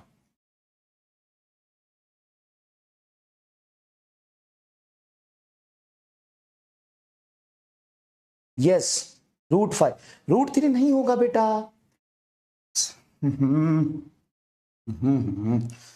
kp बाई r क्यू है और ये 2kp बाई r क्यू, क्या इस पैरेलल है, अगर पैरेलल होता तो सिंपल ऐड करते। जब हम E1 का होल स्क्वायर प्लस E2 का whole square 2E1 E2 cos theta लिखेंगे, दोनों परपेंडिकुलर, तो ये 0, 2 का होल स्क्वायर ये 4 kp बाई r क्यू का होल स्क्वायर आएगा, ये kp बाई r क्यू का होल स्क्वायर है, इसको हम कॉमन लेंगे तो यहाँ बचेगा 1 और kp बाई r क्यू बाहर निकल गया तो 2 का स्क्वायर ये 4 बचेगा, 2 का होल स्क्वायर 4 बचेगा। समझ में आया। चलो अब ये सवाल तुम खुद से करके बताओ, अच्छा सवाल है, यहां पे हमें इलेक्ट्रिक फील्ड चाहिए, इस पॉइंट पे हमें नेट इलेक्ट्रिक फील्ड चाहिए। अच्छा सवाल है, पूरा सवाल ध्यान से पढ़ना, पहले पूरा सवाल ध्यान से पढ़ना। क्या है सवाल, ध्यान से पढ़ना। चलो मैं बताता हूं। Electric field at point O due to this two small dipole is kp बटा 4r³ root X, then find value of root X, then find value of root X. सबसे पहले देखो, इस डाइपोल की भी वैल्यू p ही है, यहां से कितने डिस्टेंस पे तुम आए हो। सर इस डाइपोल से हम देखें तो 2r डिस्टेंस पर, देखो ना ये r कितने डिस्टेंस पे है, 2r डिस्टेंस पे, और डाइपोल मोमेंट एक्स एक्सिस पे और हम एक्स के अलोंग ही गए हैं, तो यहां पर जो पहले का इलेक्ट्रिक फील्ड आएगा आगे ही आएगा। कितना आएगा आगे बताओ, कितना आएगा आगे बताओ। सर 2k डाइपोल मोमेंट की value p divided by 2r का होल क्यूब, तो ये बच जाएगा 2kp बटा 8r³। 8r³ कट जाएगा, 2 से 8 को काटोगे, kp बटा 4r³। ये इलेक्ट्रिक फील्ड है। ये डाइपोल मोमेंट y एक्सिस में है, डाइपोल मोमेंट y एक्सिस से, इससे डाइपोल मोमेंट से 90 डिग्री पर यहां पे गए हो, तो इलेक्ट्रिक फील्ड तुम्हारा नीचे आएगा E2। और ये क्या आएगा sir, k dipole moment p by r³। Equatorial पे जाएंगे तो 2 का फैक्टर नहीं लेते हैं, इस डाइपोल मोमेंट से एक्सियल पे जाएंगे तो 2 का फैक्टर लेंगे, तो ये होगा kp बाई r³। सर ठीक है, अगर बेटा मैं इसको बोल देता हूं, जैसे मान ले इसको मैं x बोल देता हूं, मान ले इसको मैंने x बोल दिया, मान लिया, लेट मैंने इसको x मान लिया, तो इसको मैं क्या 4x बोलूंगा। फिर कैसे, मान लो E1 है kp बटा 4r³, kp बटा 4r³ को x बोला, तो ऑब्वियस सी बात है ये 4x होगा। हाँ सर 4x होगा, तो नेट डाइपोल मोमेंट क्या हो जाएगा बताओ, नेट डाइपोल मोमेंट, या चलो 4x छोड़ो, तुम ऐसे ही कैलकुलेट करो इसको, इसको ऐसे ही कैलकुलेट करो। ये kp बाई r³, एक है 4kq बाई r³, दोनों 90 डिग्री का एंगल है। नेट रिजल्टेंट क्या होगा, रूट अंडर इसका होल स्क्वायर प्लस इसका होल स्क्वायर, kp बटा r³ का होल स्क्वायर प्लस kp बटा 4r³ का होल स्क्वायर। एक बात बताओ, kp बटा r³ को कॉमन निकाल के बाहर ले लोगे तो बाहर निकल जाएगा रूट से kp बटा r³ का होल स्क्वायर, kp बटा r³ का होल स्क्वायर, तो दोनों होल स्क्वायर बाहर निकल जाएगा, तो रूट के बाहर चला गया, रूट अंडर यहां पे बचेगा 1 प्लस 1/16। बोलो हाँ कि ना, तो बिल्कुल सही है यार, स्क्वायर हो नहीं क्यूब होगा ना, स्क्वायर लिखा है। अब यहां पे एलसीएम लोगे तो kp बटा r³ रूट अंडर 16 रूट 17 बटा 16, रूट 16 बाहर निकल जाएगा तो 4 बनेगा, तो kp बटा 4r³ रूट अंडर 17। तो आपसे यही पूछा है कि रूट के अंदर अगर x है तो x की वैल्यू क्या होगी, 17 होगी। बता, तो पूरा डाइपोल खोल के रख दिया कि नहीं रख दिया, बता। ऐसा वैसे सवाल जेई वाले नहीं कर पाते हैं जो तुम कर रहे हो, मजाक नहीं कर रहा हूं, एकदम ईमानदारी से बता रहा हूं, जेई वाले भी नहीं कर पाते जो तुम कर रहे हो। इधर देखो, इधर देखो, the electric field at a equator of dipole is E। चलो एक डाइपोल मोमेंट मान लो नहीं दिया हुआ है, कहां x में या y में, मान लो P है, इसका इक्वेटोरियल लाइन होगा y में। अगर डाइपोल x में है तो इसका इक्वेटोरियल लाइन कहां होगा, y में। अगर डाइपोल y में है तो इसका इक्वेटोरियल लाइन कहां होगा, x में। यही हम जानते हैं। हाँ sir, the electric field at equator of the dipole is E। मान ले यहां पे इलेक्ट्रिक फील्ड E है। If the strength of the dipole and distance are now doubled, strength of the dipole को डबल कर दिया, मतलब डाइपोल मोमेंट जो भी था उसके स्ट्रेंथ ऑफ द डाइपोल को डबल कर दिया, strength of the dipole and distance are now double, जो भी डिस्टेंस आर था उसको डबल कर दिया। The electric field at the axial point, electric field at the axial point at same distance as that of equator.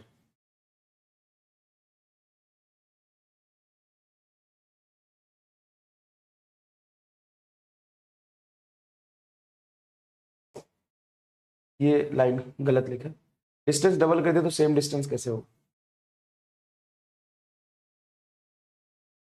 यार, क्या सवाल, फिर सारे टाइप गलत कर दिए हैं, क्या टाइप किया है आज, अरे सवाल गलत टाइप करके दे दिया, वहां का दही बना दिया आज यार।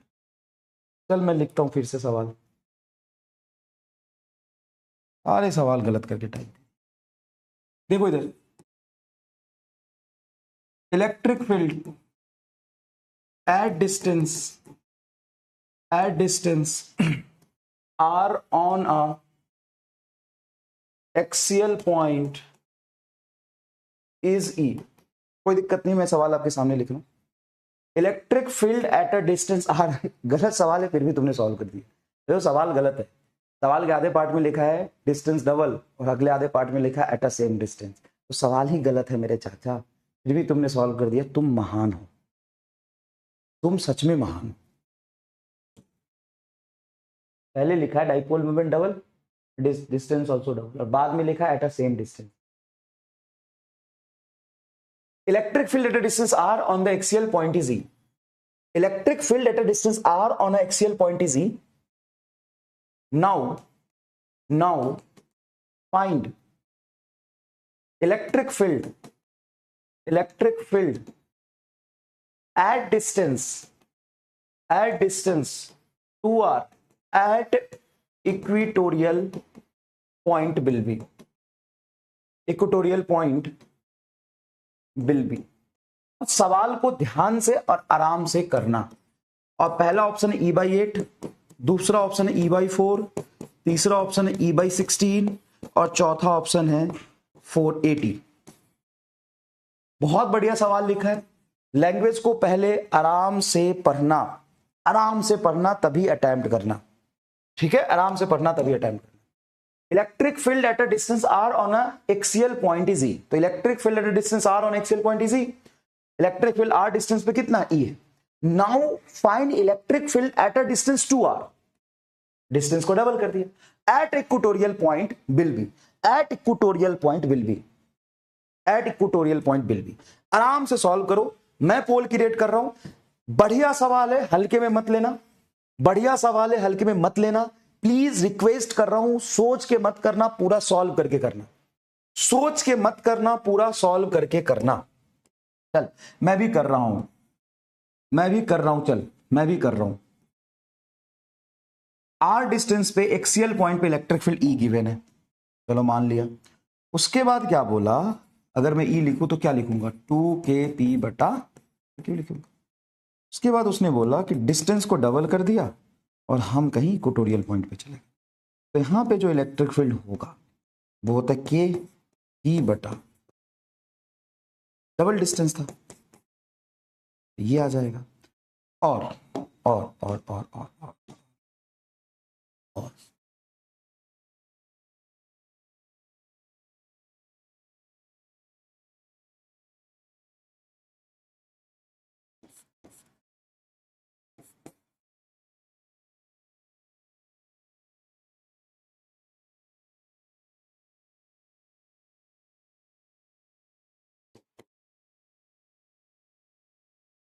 मेरा आंसर तो सी आ रहा है, अब आपके आंसर का इंतजार है। चलिए देखते हैं, 27% लोगों ने सी बोला है। तो चलिए मैं आपको बताऊं, बहुत रिक्वेस्ट करने के बाद भी 29% लोगों ने ए बोला जो कि गलत है। उसके बाद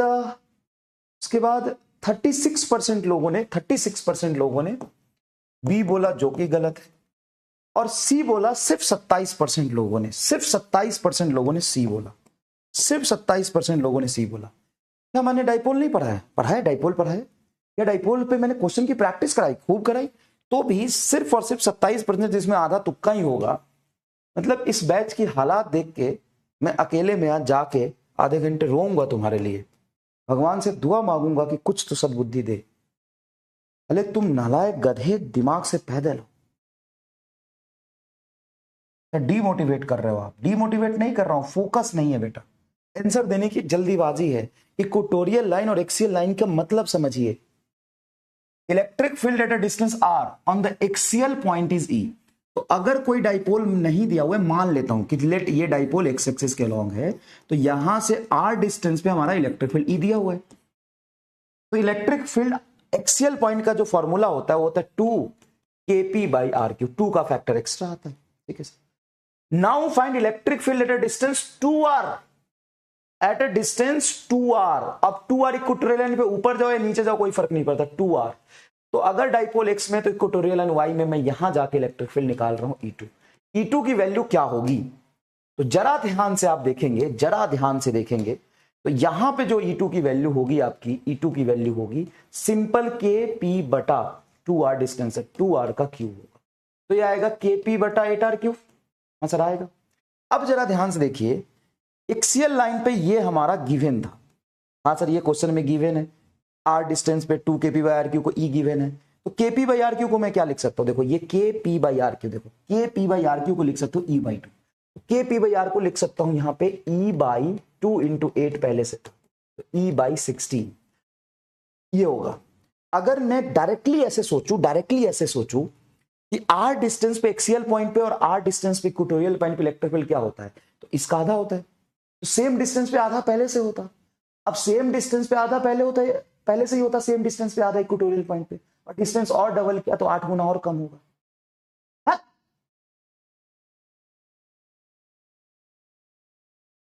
कसम खाया है क्या कि सवाल को मैं पढ़ूंगा ही नहीं, कसम खाया है।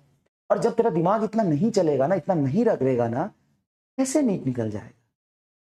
वे साले सेम डिस्टेंस पे इलेक्ट्रिक फील्ड आधा होता, हाँ सेम डिस्टेंस पे इलेक्ट्रिक फील्ड आधा होता, और डिस्टेंस डबल कर दिया तो इलेक्ट्रिक फील्ड 8 गुना कम होगा।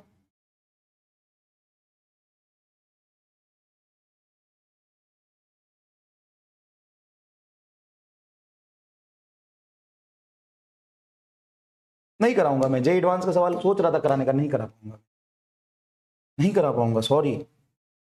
और एडवांस का सवाल मैं 2 लाइन में सॉल्व कर देता जिस लेवल पे मैं तुम्हें ले जा रहा हूं, लेकिन आई एम सॉरी, सॉरी बेटा, very very sorry. Level up lecture में करा दूंगा जिसको करना है, यहाँ नहीं।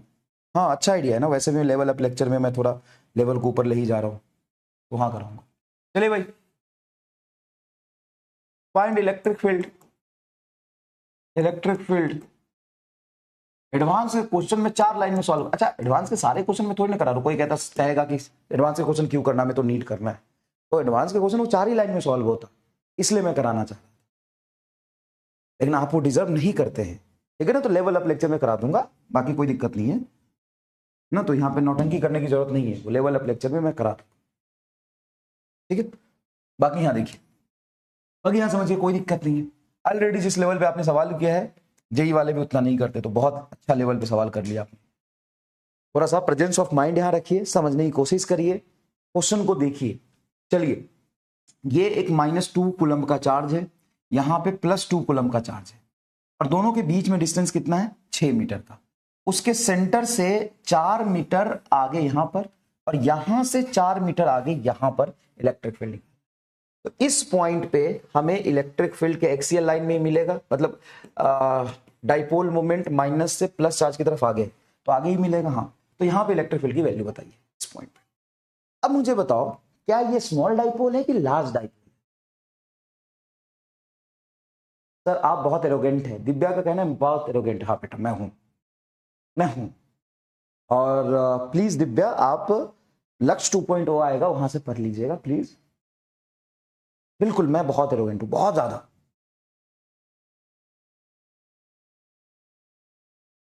अरे हर क्लास में लेवल अप थोड़ी ना आएगा, 15 दिन में एक लेवल अप आएगा, 15 दिन में एक लेवल अप आता है। हाँ Divya, I request you please don't study here. मैं बहुत एरोगेंट हूं और मुझे फर्क नहीं पड़ता तेरे जैसे चमन डैश से। चमन डैश पढ़ने आते हो, नेता मत बनो। लार्ज है, तो अब यहां पे इलेक्ट्रिक फील्ड बताओ कितना होगा। ये वही है, सारे सवाल पढ़ के तुक्का लगाती है, इसलिए कोई बात नहीं। यहां पे इलेक्ट्रिक फील्ड बताओ कितना होगा। तो जब तुम्हारा शॉर्ट डाइपोल होता है तो 2 kp by R cube direct लिख लेते हैं, लेकिन यहां पे 2 kp बाई आर क्यू नहीं लगेगा, है ना, नॉट एप्लीकेबल, क्योंकि शॉर्ट डाइपोल है, सॉरी लार्ज डाइपोल है, इसलिए नहीं लगेगा, है ना। आराम से करो, आराम से करो, ठीक है, ठीक है ना, आराम से करो, आराम से करो। तो ये होगा 4 KQ AR बटा A square, sorry R square minus A square का होल स्क्वायर। क्या ये फॉर्मूला लगाओगे? हाँ, ये हो गया तेरा 4। K की वैल्यू कितनी हो जाएगी, 9 × 10⁹। Q की वैल्यू हो जाएगी 2 कूलम।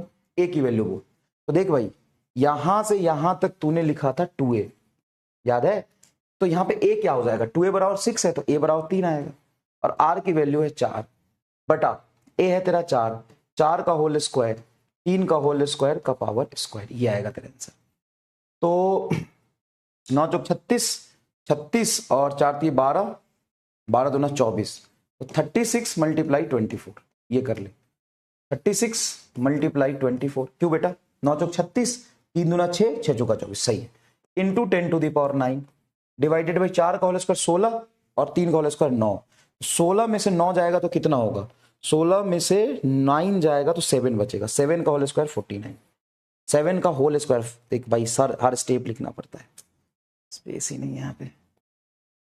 4 का होल स्क्वायर 16, 4 का होल स्क्वायर 16 और 3 का होल स्क्वायर 9, तो ये 4 16 माइनस 9 7, 7 का होल स्क्वायर, 7 का होल स्क्वायर क्या आएगा 49, तो इलेक्ट्रिक फील्ड यहाँ पे बचेगा 36 multiply 24 multiply 10 to the power 9 divided by 49, ये आंसर है। ले बता, यहां पे a की वैल्यू में 6 लिखूंगा, a की वैल्यू 6 लिखूंगा कि a की वैल्यू 3 लिखूंगा, क्योंकि टोटल 6 मीटर है, इसको हम 2a बोलते थे तब ये एक्सप्रेशन हमने लिखा था, ये रिजल्ट आएगा तेरा, ये रिजल्ट आएगा तेरा E1।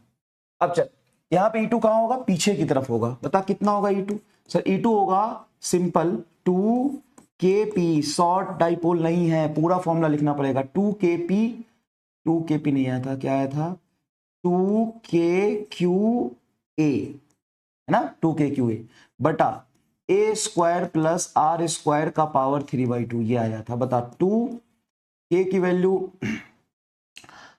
9 into 10 to the power 9, q की वैल्यू बोलो, q की वैल्यू 2 कूलम, अच्छा a बोलो, a हो जाएगा 3 डिवाइडेड बाई a का होल स्क्वायर बोलो, a का होल स्क्वायर मतलब 3 का होल स्क्वायर 9 प्लस ये है तुम्हारा r की वैल्यू 4, 4 का होल स्क्वायर 16 का पावर 3/2, तो ये हो जाएगा तुम्हारा 3 दूना 6, 6 दूना 12, 12 multiply 9 into 10 to the power 9 divided by 9 plus 16 25, 25 का पावर 3/2, तो 25 का पावर 3/2 सॉल्व करोगे ना, तो पहले पावर हाफ आएगा, मतलब हाफ मतलब रूट, 25 का रूट फिर क्यूब, तो 5 का क्यूब 125 हो जाएगा, 12 multiply 9, 12 multiply 9 into 10 to the power 9 divided by 125, ये तुम्हारा इलेक्ट्रिक फील्ड E2 है।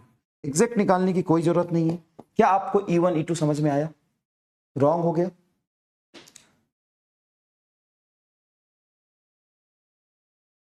कहां पे रॉन्ग हो गया बताइए, मैं ठीक कर लेता हूं, हो सकता है कहां पे रॉन्ग हो गया,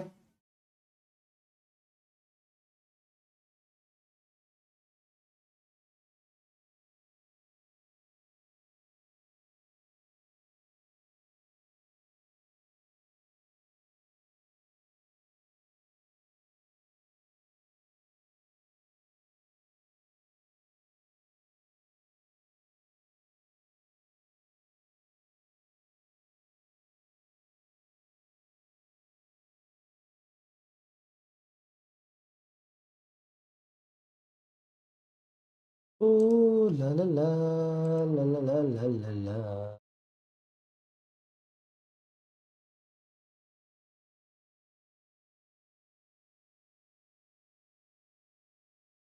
बताइए 3 कैसे, तो बेटा ऐसा है कि जब हमने डाइपोल का फॉर्मूला ड्राइव किया था तो यहां से यहां की डिस्टेंस क्या थी 2a, 2a की वैल्यू 6 है ना, तो 2a की वैल्यू अगर 6 मीटर है तो a की वैल्यू तो 3 ही मीटर आएगी ना चाचा चमन, a की वैल्यू तो 3 ही मीटर आएगी ना, तो राइटिंग गड़बड़ तो नहीं है, 10 है ये, 10 का पावर 9, तो यहां से पता है क्या करना था, हमें फॉर्मूला एग्जैक्टली याद रखना था, इसमें रिपीट करने वाली बात है, जो बोलोगे मैं रिपीट कर दूंगा, और दूसरा रिपीट की बात तो ये है कि आप खुद भी कर सकते थे।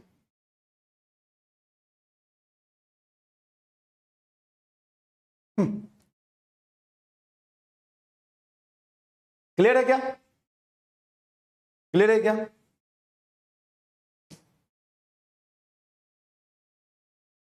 ठीक है, तो स्मॉल डाइपोल वाले करना पड़ेगा, समझ में आ गया 125 कैसे आया, ठीक है भाई 125 कैसे आया, ये कैलकुलेशन बेसिक मैथ का लेक्चर आपने नहीं देखा है, कोई बात नहीं भाई, किस्मत ही खराब है कि मुझे तुम्हारा बैच मिला है, कोई बात नहीं, पढ़ाना तो पड़ेगा भाई। 25 का पावर 3/2 क्या होगा, तो 25 का पावर 3/2 में आप क्या करेंगे, 25 का पावर लिखेंगे पहले हाफ इंटू लिखेंगे क्यूब। तो 25 का पावर हाफ का मतलब होता है √25, √25 का क्यूब, √25 होगा 5 का क्यूब, 5 का क्यूब मतलब 5 गुना 5 गुना 5, 125। ले E2 में 2 कहां से है? फॉर्मूले में है लिखा हुआ 2, फॉर्मूला देख ध्यान से, कोई बात नहीं, पहली बार पढ़ रहा है। माइनस क्यों नहीं लिया? क्योंकि बेटा मैग्नीट्यूड निकाला है, अगर वेक्टर फॉर्म में लिखोगे माइनस डायरेक्शन बताता, इसलिए माइनस नहीं लिया। ये मैग्नीट्यूड है, अगर एकदम डायरेक्शन के साथ लिखता तो यहाँ पे माइनस हम लिखते। डायरेक्शन तो मैंने दिखा दिया ना, ये पीछे की तरफ है। बाप रे, E2 में 2, अबे साले फॉर्मूला है 2, E2 में 2 कहां से आया? फॉर्मूला है ना वो। सर 2 नहीं होता, KP/R क्यों होता है? गधा है यार, अभी अभी पूरा कराया है भगवान मेरे। क्यों यार, क्यों भगवान, क्यों? ये क्या है? 2KQA/R² + A² 3/2, यहां पे सो रहे थे, यहां पे 2 कहां आया?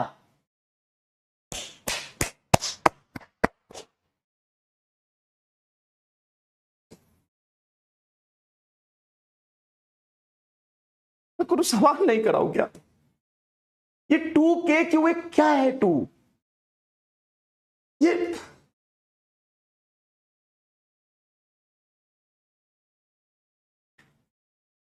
फॉर्मूला है डायरेक्ट।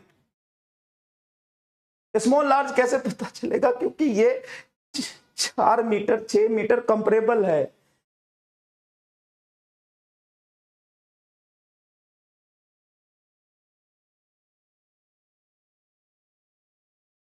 चार मीटर और 6 मीटर कंपरेबल हो गया, अभी बताया। अगर एक 4 मीटर होता और एक 2 सेंटीमीटर होता तो लार्ज और स्मॉल होता। 4 मीटर और 6 मीटर कंपरेबल हो गया, 4 मीटर और 6 मीटर कंपरेबल हो गया। ये फॉर्मूला है, यहां पे ये फॉर्मूला है 2KQA/R² + S3/2, ये फॉर्मूला इलेक्ट्रिक डाइपोल का, इलेक्ट्रिक फील्ड का। यहां पे जब स्मॉल लिखेंगे तब होगा ना KP/R3, और 4 मीटर 6 मीटर है इसलिए वो कंपरेबल है। फॉर्मूला भूल जा रहा है यार, फॉर्मूला है। और बेशर्मों की तरफ पूछ भी रहा है, ऐसा नहीं कि देख ले जाके वहां पे। बेशर्मों की तरफ 2 कहां से आ जाएगा? एक्सेल में तो 2 नहीं है, इक्वेटोरियल में 2 नहीं है भाई, वहां 4 भी तो आया है, वहां 4 भी तो आया है बेटा। चलिए, electric field at distance small r at angle theta from dipole. तो ये तुम्हारा एक डाइपोल है, हमने एक्सिस पे इलेक्ट्रिक फील्ड निकालना सीख लिया, ये डाइपोल मोमेंट P है। हमने एक्सिस पे इलेक्ट्रिक फील्ड निकालना सीख लिया, कि एक्सिस पे कैसे इलेक्ट्रिक फील्ड निकलता वो निकालना सीख लिया। हमने इक्वेटोरियल पे भी निकालना सीख लिया, हाँ सर एक्सिस पे भी निकालना सीख लिया, इक्वेटोरियल पे भी निकालना सीख लिया। अब यहां से स्मॉल r डिस्टेंस पे इस पॉइंट पे इलेक्ट्रिक फील्ड चाहिए जो कि एंगल थीटा है, इसको कहता है at a general point electric field at a distance r at angle theta from dipole moment. तो डाइपोल मोमेंट हमारा एक्स एक्सिस पे है, यहां से थीटा एंगल पे r डिस्टेंस पे यहां पे इलेक्ट्रिक फील्ड निकालना, यहां पर इलेक्ट्रिक फील्ड हमें कैलकुलेट करना है, इस पॉइंट पे इलेक्ट्रिक फील्ड हमें कैलकुलेट करना है। तो सर हमें तो एक्सिस पे निकालना आता है, हमें तो एक्सिस पे निकालना आता है, हमें तो इक्वेटोरियल पे निकालना आता है, हमें एक्सिस पे भी निकालना आता है, हमें इक्वेटोरियल पे भी निकालना आता है, लेकिन हमें एक्सिस पे भी निकालना होता है, हमें इक्वेटोरियल पे भी निकालना आता है।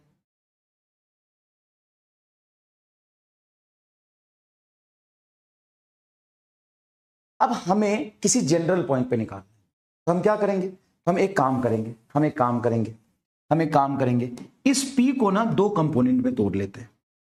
इस P को, ये P 2 वेक्टर फिजिकल क्वांटिटी, इस P का एक कंपोनेंट होगा इधर एक P cos थीटा, और इस P का अगर मैंने इस थीटा एंगल पे कंपोनेंट ले लिया P cos थीटा, तो दूसरा होगा इसके परपेंडिकुलर P sin थीटा। तो ये कंपोनेंट लेना आता है? हाँ सर ये कंपोनेंट लेना तो हमने सीखा है, एक होगा P cos थीटा तो दूसरा होगा P sin थीटा। देखिए देखिए आराम से देखिए, मतलब इस P को हमने 2 पार्ट में तोड़ लिया, कंपोनेंट ले, जैसे ये फोर्स होता है ना F, अब एक एंगल है थीटा, तो F का कंपोनेंट इसके लॉन्ग लेंगे F cos थीटा, और इधर लेंगे F sin थीटा, वही कंपोनेंट लिया। मान लीजिए ये P है, इस तरफ P है, तो इसका x में कंपोनेंट क्या होगा? जिधर एंगल थीटा होता है उधर cos कंपोनेंट आता है। तो अगर ये P है तो P का इस लाइन में कंपोनेंट हो जाएगा P cos थीटा। अब बताइए कि एक डाइपोल से कंपोनेंट लेके हमने 2 डाइपोल बना दिए, हाँ सर, दो डाइपोल बना लिए। कॉस क्यों? क्योंकि जिधर एंगल बनता है उधर कॉस आता है। यहां से r डिस्टेंस पर इलेक्ट्रिक फील्ड अगर आप यहां पे निकालोगे तो यहां से r डिस्टेंस पर इलेक्ट्रिक फील्ड इस वाले डाइपोल से एक्सियल लाइन होगा। बताइए p cos थीटा के लाइन में ही हम r डिस्टेंस पे जा रहे हैं, तो इलेक्ट्रिक फील्ड इसी लाइन पे आएगा आपका कुछ E1। बताओ कितना आएगा सर? ये होगा 2k p cos थीटा बटा r क्यूब। बताओ 2 का फैक्टर क्यों आया सर? ये स्मॉल डाइपोल लिया है, कुछ नहीं लिखा हो तो स्मॉल ही लेते हैं, बिल्कुल स्मॉल डाइपोल लिया है। तो स्मॉल डाइपोल से r डिस्टेंस पे एक्सियल लाइन अगर होता है तो 2 का फैक्टर आता है। p cos थीटा क्या है? डाइपोल मोमेंट है p cos थीटा, तो 2kp cos theta by r cube. अब ये जो डाइपोल है वो इस लाइन पे है और हम इससे 90 डिग्री पर इक्वेटोरियल लाइन पे जा रहे हैं, तो इक्वेटोरियल लाइन पे electric field p sin theta का इक्वेटोरियल लाइन पे p sin थीटा की वजह से एंटी पैरेलल इधर आएगा। देखो क्योंकि ये इधर है, ये इस लाइन पे है, तो एग्जैक्टली एंटी पैरेलल ये आएगा इलेक्ट्रिक फील्ड, ये आएगा इलेक्ट्रिक फील्ड। हाँ सर ये आएगा, तो p sin थीटा का इलेक्ट्रिक फील्ड इधर आएगा और ये होगा आपका E2 की वैल्यू होगी k p sin theta by r cube. यहां पे 2 का फैक्टर क्यों नहीं आया है सर? 2 का फैक्टर इसलिए नहीं आया क्योंकि इक्वेटोरियल लाइन पे 2 का फैक्टर नहीं आता स्मॉल डाइपोल से, तो k p sin theta by r cube ये होगा 2kp cos theta by r cube. तो बताइए हम इस p को पहले दो कंपोनेंट में तोड़ लिए, p cos थीटा से एक्सियल लाइन पे गए तो ये आया और p sin थीटा से इक्वेटोरियल लाइन पे गए तो ये आया। अब इन दोनों का हम वेक्टर सम ले लेते तो कहीं ना कहीं इलेक्ट्रिक फील्ड ये आएगा, है ना, net electric field. Net electric field perpendicular terms का वेक्टर सम कैसे लेते हैं? तो इन दोनों का होल स्क्वायर करेंगे, ये बेस हो गया, ये आपका परपेंडिकुलर हो गया, देखो ना ये बेस हो गया E1, परपेंडिकुलर हो गया E2। तो हाइपोटेन्यूज जो नेट इलेक्ट्रिक फील्ड आएगा, जो नेट इलेक्ट्रिक फील्ड आएगा वो कितना आएगा? तो परपेंडिकुलर का होल स्क्वायर बेस का whole square 2kp cos theta बटा r क्यू का होल स्क्वायर। ये आपको पढ़ना है बेटा, बहुत अच्छे से करना है और रिलेटिवली ये समझना आपके लिए आसान होगा क्योंकि बहुत अच्छे अच्छे सवाल हमने कर दिए। बताओ हाँ या ना? बता, ये समझना थोड़ा आसान है कि नहीं पहले से? फिर दो डाइपोल कैसे आ गए? हमने एक डाइपोल के दो कंपोनेंट ले लिए, इस p के दो कंपोनेंट लिए p cos थीटा और p sin थीटा। अब हमने इस p cos थीटा से इलेक्ट्रिक फील्ड यहां निकाला E1 आगे की तरफ और p sin थीटा से ये निकाला। p cos थीटा से r डिस्टेंस एक्सियल लाइन है, इसलिए p cos थीटा से axial line 2kp by cos theta है। p sin थीटा से r डिस्टेंस इक्वेटोरियल लाइन है। हमें इलेक्ट्रिक फील्ड इसी पॉइंट पे निकालना है ना, इस p का। तो ध्यान से देखो, अगर आप इसको सॉल्व करोगे तो रुकना, ध्यान से सुनना पहले। क्या kp बाई r क्यूब का होल स्क्वायर कॉमन निकाल सकता हूं मैं? दोनों टर्म में से kp बाई r क्यूब का होल स्क्वायर, देखो ये होल स्क्वायर है, होल स्क्वायर, तो kp बाई r क्यूब का whole square, kp by r cube का होल स्क्वायर है, बाहर चला जाएगा तो अंदर क्या बचेगा sir? kp by r cube बच गया तो 2 cos थीटा बचा, मतलब 4 cos स्क्वायर थीटा। भाई 2 cos थीटा का square 4 cos square theta, kp by r cube बना चला गया इधर sin square theta, sin square theta, यही बचा। हाँ sir, kp by r cube का होल स्क्वायर रूट के बाहर जाएगा तो ये बनेगा kp by r cube root under 4 cos square theta plus sin square theta. यहां से kp बाई r क्यूब रहने दो, 4 cos स्क्वायर थीटा को लिख सकता हूं मैं 3 cos square theta plus cos square theta. Sir ये कौन से फॉर्मूले से? अबे 4 cos स्क्वायर थीटा है तो 3 cos square theta plus cos square theta, 4 cos square theta ही तो हुआ।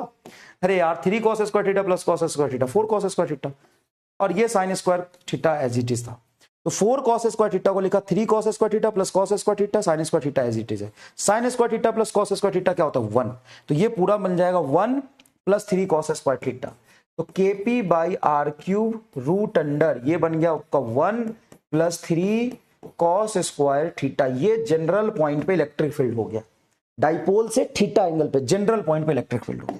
सर ये थोड़ा फील नहीं आया, अभी इसमें जोरदार फील आएगा।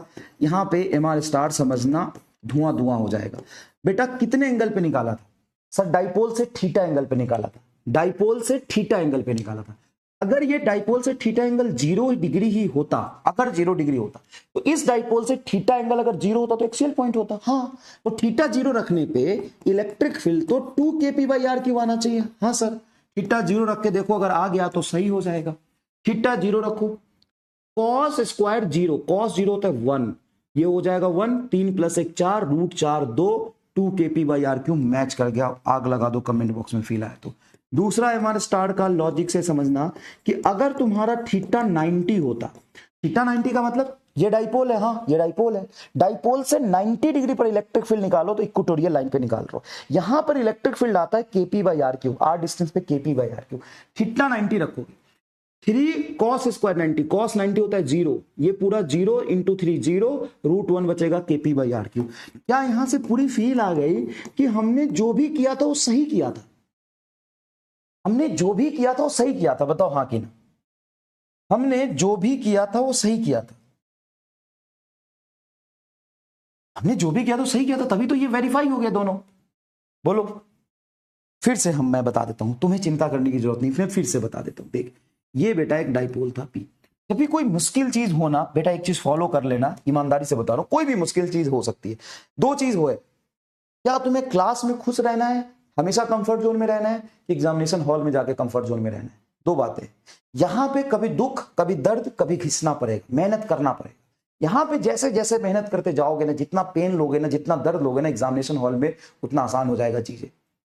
हवा में नहीं उड़ा सकते सारी चीजें, हमें कंसेप्ट को फन वे में सारी चीजें विजुअलाइज करके समझना पड़ेगा और फिर सवाल के थ्रू घिसना पड़ेगा उसको। चीजें आसान नहीं होती, मेहनत करना सीखो। कोई बात नहीं, देख, और जब भी कोई चीज मुश्किल लगे तो याद रखना, उसको दोबारा रफ में खुद से करो, दोबारा रफ में खुद से करो, 10% आसान हो जाएगा। फिर एक बार और रफ में करो, 20% आसान हो जाएगा। एक बार और करो, 3 बार के बाद तो हलवा हो जाएगा साला, कोई भी मुश्किल चीज क्यों ना हो, एकदम हलवा हो जाएगा। तो ऐसा नहीं है कि कोई चीज मुश्किल नहीं आ सकती है, मुश्किल आ सकती है। तुम रफ में खुद एक बार सॉल्व करो, फिर दोबारा एक बार और सॉल्व करो, बाद में देखना वो कितना हलवा होना हो जाए। चलो तुम्हें थोड़ा मुश्किल लग रहा होगा स्टार्टिंग में, अब देख मैं दोबारा कराता हूं, चिंता मत कर। ये पी डाइपोल है, हाँ, मैं एक्सियल लाइन पे नहीं निकाल रहा, मैं इक्वेटोरियल लाइन पे नहीं निकाल रहा, मैं यहां से आर डिस्टेंस पे यहां निकाल रहा थीटा एंगल पे। सर ये तो ना एक्सियल है ना इक्वेटोरियल है, अभी तक हमने जितने सवाल किए एक्सियल और इक्वेटोरियल पे किए। तो इस P का एक कंपोनेंट इसकी तरफ, किसी भी वेक्टर का कंपोनेंट हम ले सकते हैं। अगर ये P है तो थीटा एंगल की तरफ कंपोनेंट होगा P cos थीटा। इस डाइपोल का एक पार्ट है ये P cos थीटा। इस P cos थीटा से ये एक्सियल पॉइंट हुआ कि नहीं हुआ? सर देखो P cos थीटा से लाइन में जा रहे हैं तो यहां पे इलेक्ट्रिक फील्ड एक्सियल पॉइंट पे, डाइपोल मोमेंट देखो, ये P आगे था तो इसका कंपोनेंट P cos थीटा ऐसे होगा, ये एक्सियल लाइन पे गया है तो यहां पे इलेक्ट्रिक फील्ड होगा E1 2k P by are cube. P की वैल्यू P cos थीटा है भाई, डाइपोल मोमेंट की वैल्यू P cos थीटा था इसलिए P cos थीटा है।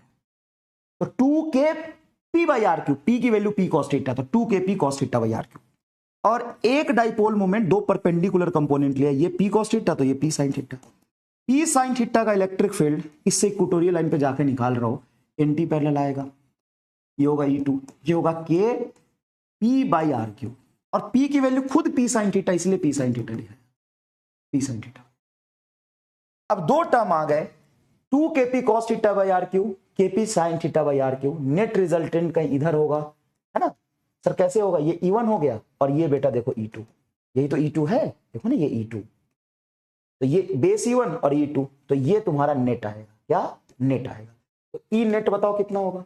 तो E नेट मतलब हाइपोटेन्यूज, E1 का होल स्क्वायर प्लस E2 का होल स्क्वायर, E1 का होल स्क्वायर प्लस E2 का होल स्क्वायर। E1 बोलो क्या है सर? E1 है 2kp cos theta by are cube, 2kp cos theta by are cube का whole square plus kp sin theta बटा are cube का whole square. यही है ना भाई मेरे? हाँ, अब मैं क्या कह रहा हूं कि kp बाई आर क्यूब का होल स्क्वायर है, kp बाई आर क्यूब का होल स्क्वायर कॉमन ले लो, तो kp बटा आर क्यूब का होल स्क्वायर कॉमन लूंगा, kp बटा आर क्यूब का होल स्क्वायर कॉमन लूंगा, 2 cos थीटा का स्क्वायर मतलब 4 cos square theta, plus kp by are cube बाहर चला गया, यह बचा साइन स्क्वायर थीटा, क्या बचा? Sine square theta. KP by R cube का स्क्वायर, और ये रूट के बाहर जाएगा तो रूट के बाहर स्क्वायर कैंसिल हो जाता है, तो सिंपल होगा KP by R cube. 4 cos square theta plus sine square theta, इसको लिख सकते हैं 3 cos स्क्वायर थीटा प्लस 1। क्यों? 4 cos स्क्वायर थीटा को 3 cos square theta plus cos square theta plus sine square theta, ये हो जाएगा 1। ये आपका नेट इलेक्ट्रिक फील्ड की वैल्यू, बोलो हाँ कि ना?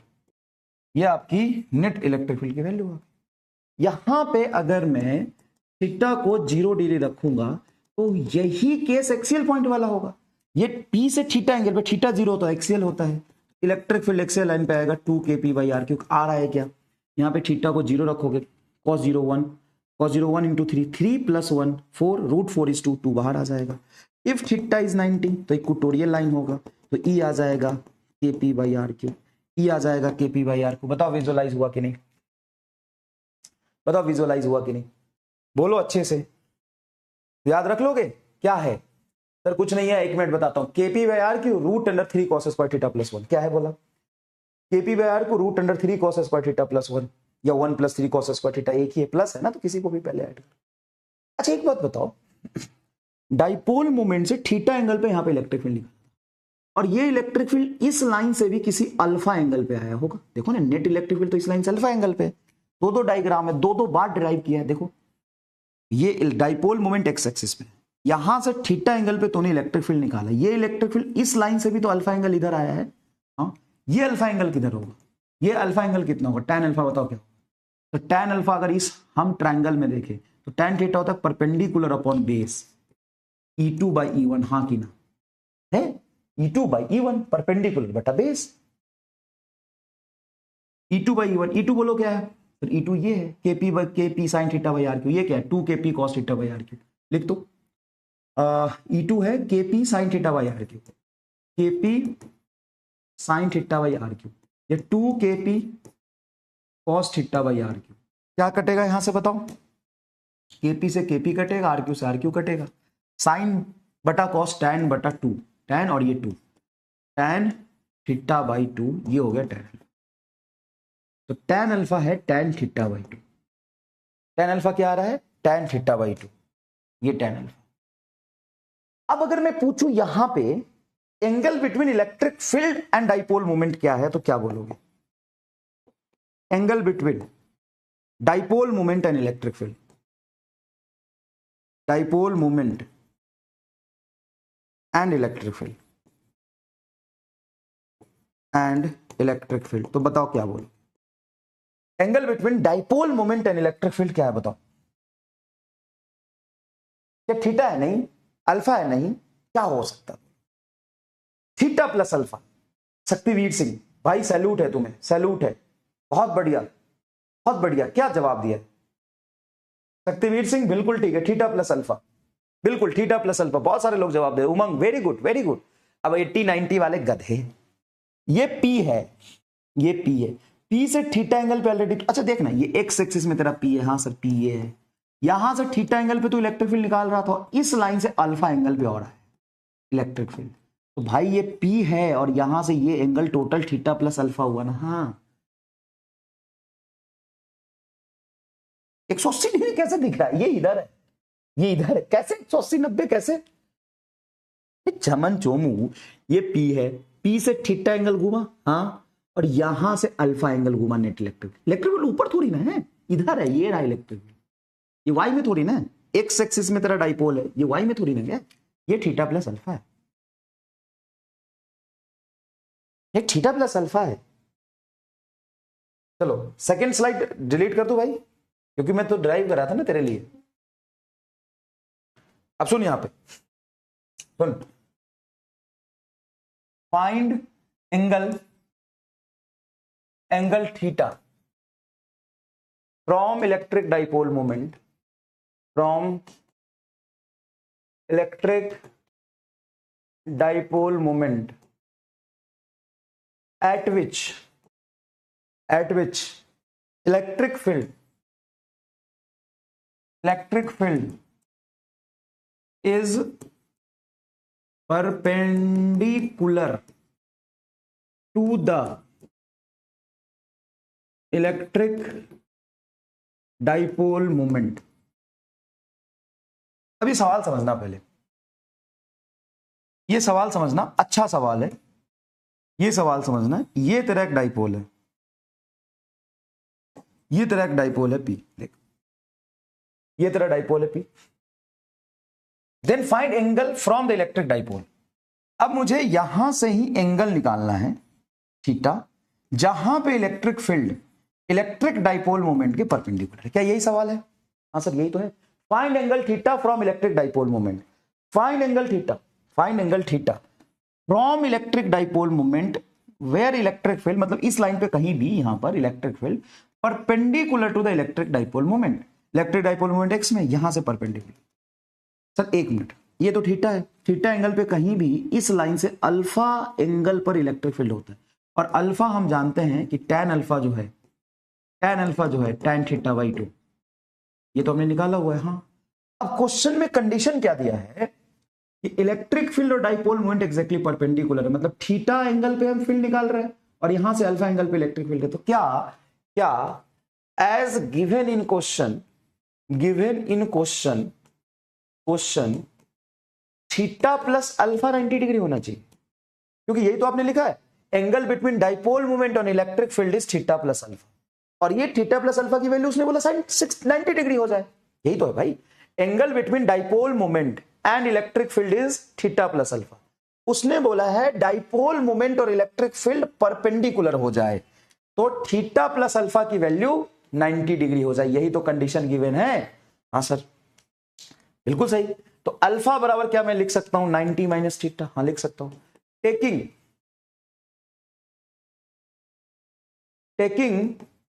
tan बोथ साइड, दोनों तरफ tan ले लो, तो ये हो जाएगा tan अल्फा बराबर tan 90 minus theta. tan alpha बराबर tan 90 माइनस थीटा, ये tan अल्फा रहेगा। अच्छा, tan अल्फा को मैं क्या लिख सकता हूं, tan theta by 2। tan alpha को लिख सकता हूं tan थीटा बाई 2 बराबर tan 90 माइनस थीटा हो जाएगा cot थीटा, मतलब ये हो जाएगा cot theta. tan 90 minus theta is cot theta. Okay भाई, tan अल्फा को ये देखो, ये कंडीशन होता है, हमने ड्राइव किया है, अल्फा और थीटा में रिलेशन ये ड्राइव किया हुआ, ये हमेशा होगा, अल्फा और थीटा में रिलेशन हमेशा होगा। अल्फा को हम लिख सकते हैं tan थीटा बाई 2 और tan 90 माइनस थीटा को हम लिख सकते हैं cot थीटा। cot थीटा बोलो क्या होता है, tan थीटा बाई 2, बताओ cot थीटा क्या होता है सर, 1/tan थीटा। tan को यहां ले जाओ, 2 को इधर ले जाओ, तो ये हो जाएगा tan स्क्वायर थीटा बराबर 2, तो tan थीटा आ जाएगा बेटा √2। tan थीटा क्या हो जाएगा, √2। तो थीटा बराबर क्या हो जाएगा, थीटा बराबर tan इनवर्स √2। ये आएगा आपका आंसर, लीजिए ये आपका आंसर आएगा, theta is equal to tan inverse √2। Yes, और ऐसा होना भी चाहिए था, क्योंकि इलेक्ट्रिक फील्ड का जो पैटर्न मैंने लास्ट लेक्चर में आपको ड्राइव कराया था कि मान लीजिए कि ये डाइपोल मोमेंट है, हाँ सर है, ये डाइपोल मोमेंट है, इस डाइपोल मोमेंट से यहां पे मान लीजिए कि माइनस क्यू चार्ज है, ये प्लस क्यू चार्ज है, तो माइनस से प्लस की तरफ इलेक्ट्रिक फील्ड होगा। यहां पे इलेक्ट्रिक फील्ड का पैटर्न कैसे बना था सर, ऐसे, तो ऐसे बना था कि नहीं बना था, हाँ ऐसे तो बना था, एक्सियल लाइन पे देखो आगे की तरफ है, यहाँ पे देखो कहीं ऊपर की तरफ आया, देखो एग्जैक्टली ऊपर की तरफ इलेक्ट्रिक फील्ड है, फिर थोड़ा टेढ़ा हुआ पीछे, थोड़ा टेढ़ा हुआ इस तरफ, फिर एग्जैक्टली अपोजिट हो गया, फिर यहाँ पे नीचे आया, फिर यहाँ पे ऐसे हुआ, फिर यहाँ पे एग्जैक्टली एक्सियल लाइन पे ऐसे। दूसरा पॉइंट, दूसरा लाइन भी निकलेगा देखो ऐसे ऐसे, तो यहाँ पे देखो एक्सियल लाइन पे आगे, फिर थोड़ा सा देख ऐसे जाएगा, फिर घूम के, मैं हाथों से बना रहा हूँ बेटा, तो एकदम परफेक्ट नहीं बना पाऊंगा, लेकिन फिर भी देख थोड़ा कोशिश किया है। ऐसे इलेक्ट्रिक फील्ड लाइंस बनाए थे कि नहीं बनाए, हाँ सर बनाए थे। अब देखना कितने अच्छे से मैं तुम्हें विजुअलाइज कराता हूं। ये तेरा इक्वेटोरियल लाइन है, देख इक्वेटोरियल लाइन पर तू खुद देख और फैसला कर कि electric field exactly anti parallel है कि नहीं। अब बता, ये एक्सियल लाइन है बेटा, ये बता एक्सियल लाइन पे इलेक्ट्रिक फील्ड आगे है कि नहीं। हाँ सर देखो आगे है, और इस डाइपोल से एक ऐसा एंगल आएगा जिस एंगल की वैल्यू हम लिखेंगे थीटा बराबर tan इनवर्स √2, जहां पे इलेक्ट्रिक फील्ड देखो एग्जैक्टली ऊपर है, देखो इलेक्ट्रिक फील्ड एग्जैक्टली ऊपर है, ऊपर मतलब y में इलेक्ट्रिक फील्ड है, और डाइपोल मोमेंट x में है, ये एंगल होगा। तभी तो इलेक्ट्रिक फील्ड ऐसे जा रहा, एक्सियल लाइन पे आगे, फिर थोड़ा सा टिल्टेड टेढ़ा, फिर एग्जैक्टली ऊपर, फिर ऐसे पीछे, फिर ऐसे फिर थोड़ा नीचे, देखो ऐसे, फिर ऐसे जाके घुस जाएगा। ये बेटा तुम्हारा निगेटिव चार्ज है, ये देखिए ये माइनस क्यू चार्ज है, ये देखिए यहाँ पे प्लस क्यू चार्ज है।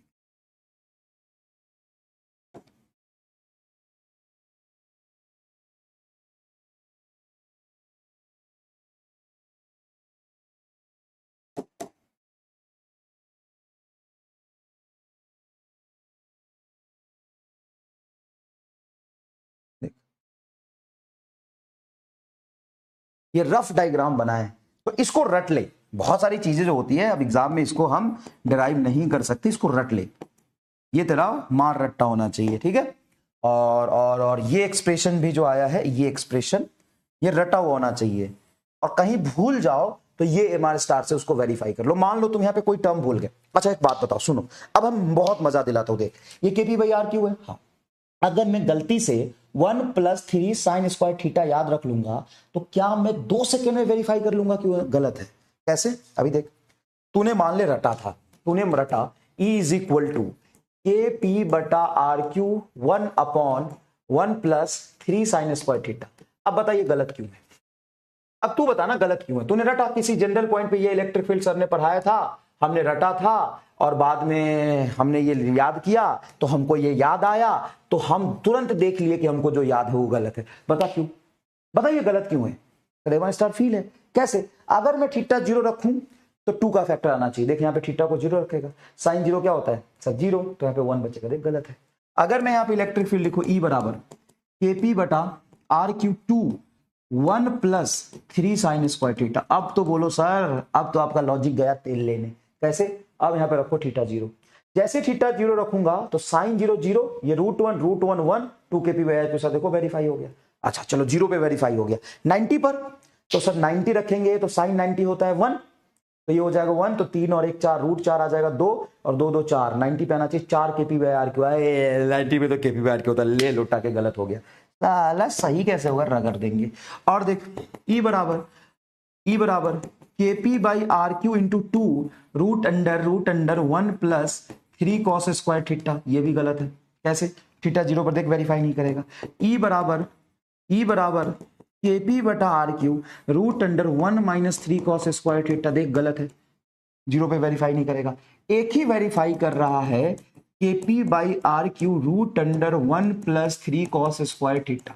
तो तू रटेगा तो तू एक ही तो गलती कर सकता है, यहाँ 2 लगा लेगा या यहाँ पे साइन लगा लेगा या माइनस कर देगा प्लस कर देगा। क्या ये पावर ऑफ एमआर स्टार तुम्हें फील आ गई? क्या है पावर ऑफ एमआर स्टार?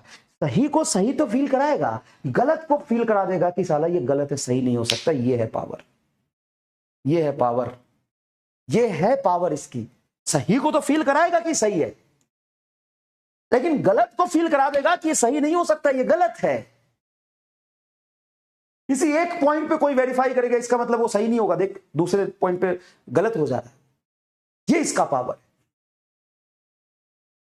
अब बता, यही गलती कर सकते। कोई चीज हम पढ़ते हैं, हम डिराइव करते हैं तो हमें समझ आता है, चलो ठीक है, लेकिन हम 10 दिन बाद भूल सकते हैं।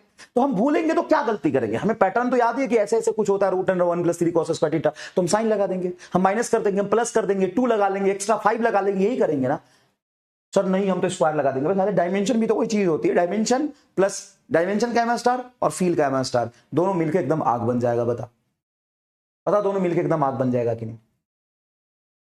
तो डायमेंशन का पैटर्न याद रखो, KP/RQ ऐसा कुछ आता है, और ये वाला फैक्टर, इसमें कुछ भी बोलोगे तुरंत प्रूफ हो जाएगा। बता कहां पड़े हो चक्कर में?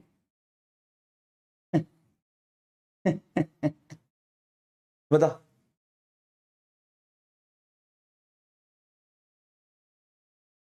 सोच, फील कर, जो समझाया उसको देख एक बार, सही कह रहा हूं कि नहीं कह रहा हूं।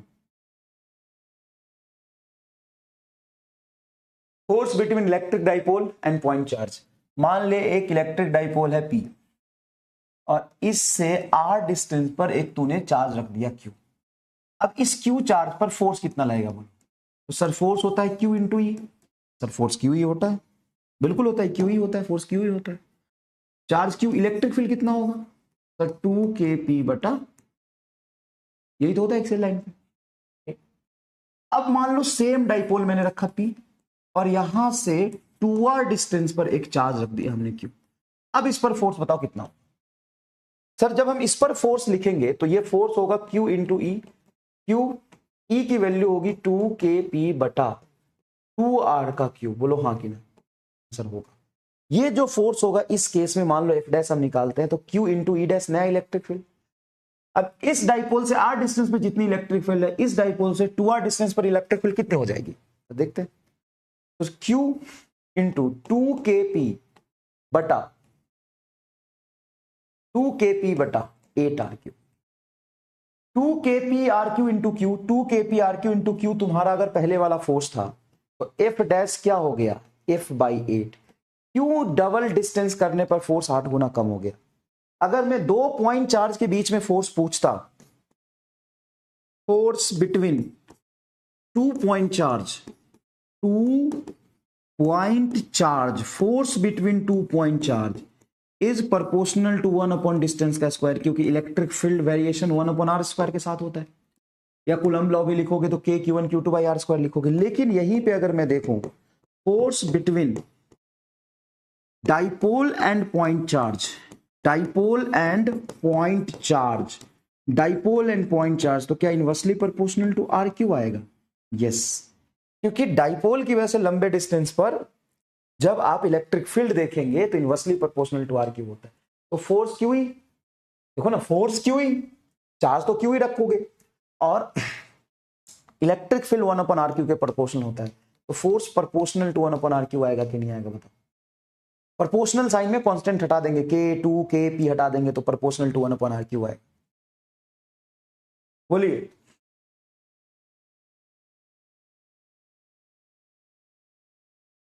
क्लियर है?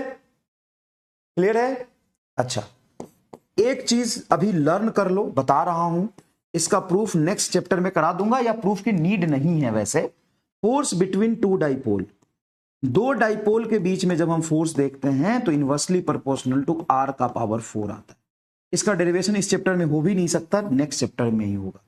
2 पॉइंट चार्ज के बीच में force inversely proportional to R square, एक पॉइंट चार्ज और डाइपोल के बीच में force inversely proportional to R cube, and 2 dipole के बीच में force inversely proportional to R का पावर 4। अगर 2 डाइपोल के बीच में फोर्स एफ लग रहा है आर डिस्टेंस पर, तो डिस्टेंस को डबल करोगे तो फोर्स 4 गुना कम हो जाता है। इसको लर्न कर लो अभी। बायो यो यो अपनी शक्ति दिखाओ, बायोलॉजी की शक्ति दिखाओ, और पैटर्न देखो। 2 पॉइंट चार्ज है तो force inversely proportional to R square, dipole point charge है तो inversely proportional to R cube, and दोनों डाइपोल है तो इनवर्सली प्रोपोर्शनल टू आर का पावर 4। जय bio yo.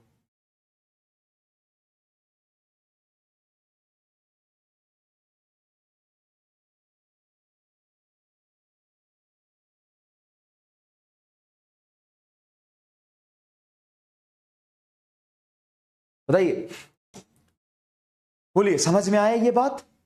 Force between 2 point charge inversely proportional to R square, inversely proportional to R cube, inversely proportional to R का power 4। Clear? इसको learn कर लो, मैं बोल रहा हूं, इसको प्रूफ नहीं पढ़ना है, और प्रूफ नहीं हो सकता है अभी। वो अलग तरीके से प्रूफ करते, वो अभी नहीं हो सकता। चलिए ये देख लीजिए, if theta is equal to tan inverse 2x from the dipole moment where electric field is perpendicular to the dipole moment, then find x। थोड़ा सा अच्छा सवाल लिखने की कोशिश करी है, जिसमें आप सब कुछ जानते हुए भी लैंग्वेज से और मैथमेटिक्स से थोड़ा कंफ्यूज हो सकते हैं। ठीक है ना? तो बताइए, पोल क्रिएट कर रहे हैं, सवाल को ध्यान से पढ़िएगा, समझने की कोशिश करिएगा, आराम से देखिए आपका आंसर क्या आपको पता है, लेकिन उस आंसर को डायरेक्टली मैंने नहीं पूछा है, थोड़ा सा चेंज कर दिया है एक्सप्रेशन को। करिए करिए,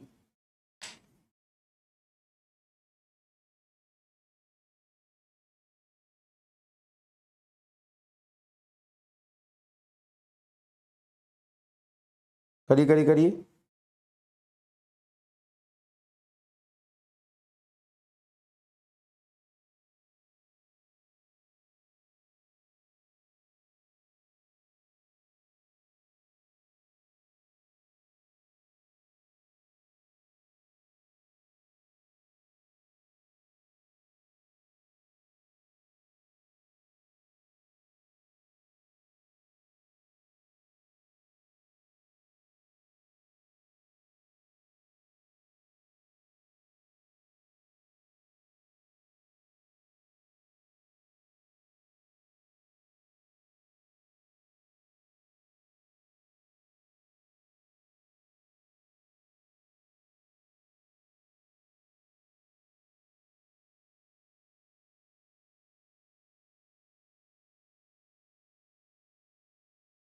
तो हम जानते हैं कि theta, tan theta is equal to √2 पे आया था, तो theta is equal to tan inverse √2 होना चाहिए।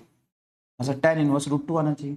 और ये theta is equal to tan inverse 2x दिया हुआ है, 2x की वैल्यू √2 होना चाहिए, 2x की वैल्यू क्या होना चाहिए, √2 होना चाहिए।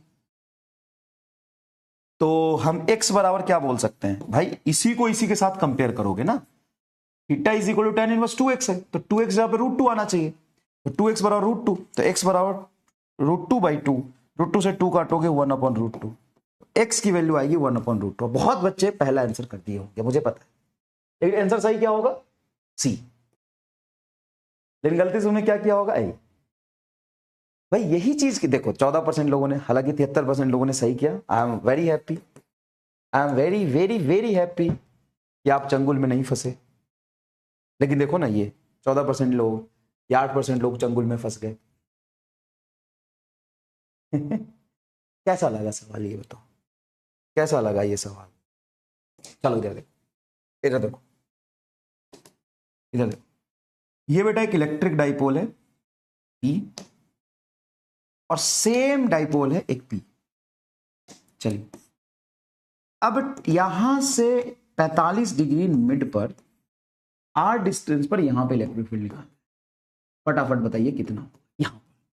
तो इस P से 45 डिग्री पर है, तो ऑब्वियस सी बात है इधर से भी 45 डिग्री हो जाएगा। दो डाइपोल है, दोनों डाइपोल से 45 डिग्री पर हमें निकालना है। हाँ तो बहुत मुश्किल हो जाएगा यहाँ पे निकालना, बहुत टफ है। हाँ बहुत टफ है, लेकिन यहाँ पे थोड़ी सी बुद्धि लगाएंगे तो आप कर सकते हैं।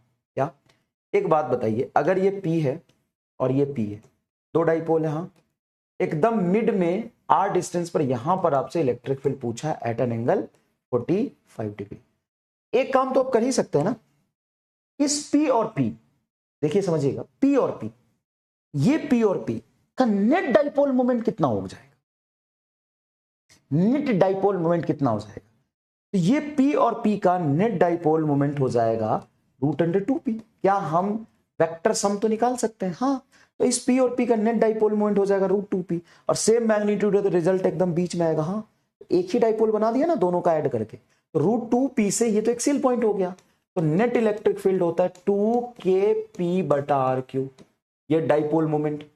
तो 2k, P की वैल्यू लिख दो √2P बाई डिस्टेंस r3, क्योंकि r पे पूछा था, तो 2√2kP/r3 तुम्हारा आंसर आ जाएगा। बताओ एकदम वेक्टर का अच्छा एप्लीकेशन है कि नहीं, वेक्टर का अच्छा एप्लीकेशन है कि नहीं, बताइए।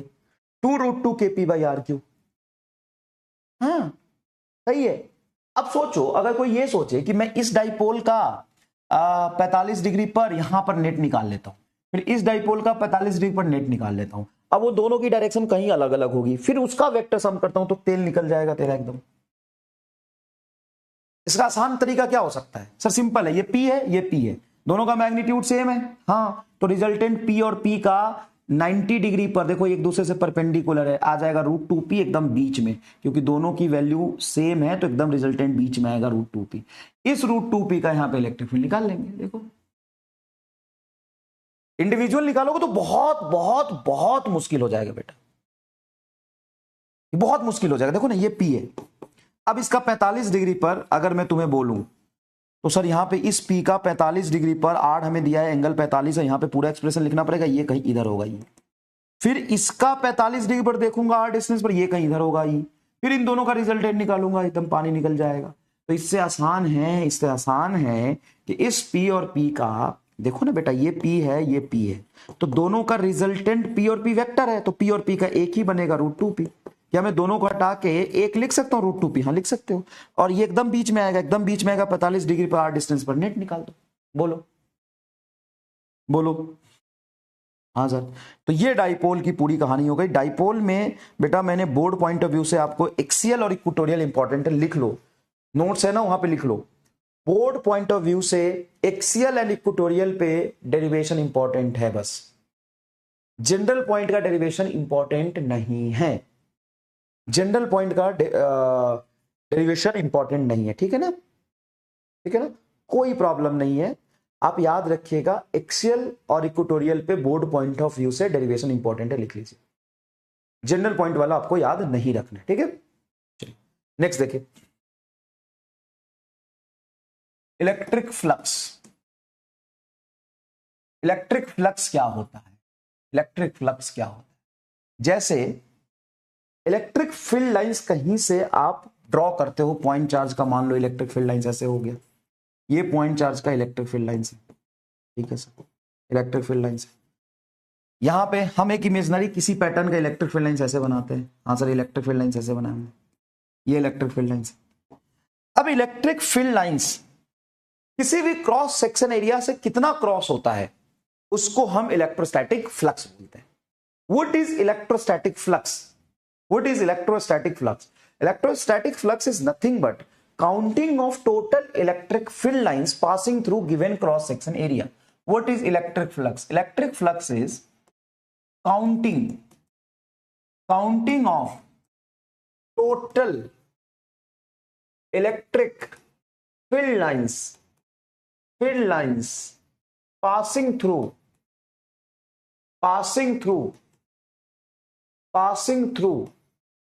any cross section area, passing through any cross section area. अब किसी भी क्रॉस सेक्शन एरिया से कितने इलेक्ट्रिक फील्ड लाइंस पास करेंगे, कितने इलेक्ट्रिक फील्ड लाइंस पास करेंगे, कितने इलेक्ट्रिक फील्ड लाइंस पास करेंगे, किन चीजों पे डिपेंड करता है? किसी भी एरिया से कितने इलेक्ट्रिक फील्ड लाइंस पास करेंगे, किन चीजों पे डिपेंड करता है? फटाफट कमेंट में बताइएगा, कितनी चीजों पे डिपेंड करता है? देखो इलेक्ट्रिक फ्लक्स क्या होता है? Counting of total electric field lines passing through any cross section area. Total electric field lines cross section area से कितने पास करेंगे, उसकी काउंटिंग को, उसकी ऑब्जर्वेशन को हम कहते हैं इलेक्ट्रिक फ्लक्स। तो इलेक्ट्रिक फ्लक्स कितने चीज पे डिपेंड करेंगे वो बताओ। इलेक्ट्रिक फील्ड लाइंस कितने चीज पे डिपेंड करेंगे ये बताओ। सबसे पहले इलेक्ट्रिक फील्ड इस चीज पे डिपेंड करेगा कि एरिया कितना बड़ा है। इलेक्ट्रिक फ्लक्स को हम फाई से डिपेंड करते हैं, that is directly proportional to area पे डिपेंड करेगा कि नहीं? अब साला जितना बड़ा एरिया होगा उतने ज्यादा फील्ड लाइंस पास करेंगे। एक बात बताओ, क्या लिखा है? Counting of total electric field lines passing through any cross section area. तो किसी एरिया से कितने फील्ड लाइंस पास करेंगे उसकी काउंटिंग करनी है। तो किसी भी एरिया से कितने फील्ड लाइंस पास करेंगे वो उस एरिया की वैल्यू पे डिपेंड करेगी कि नहीं करेगी? हाँ सर एरिया पे। दूसरी बात, मान लो ये एरिया है, ये एरिया है और सेम एरिया में यहां बनाता हूं,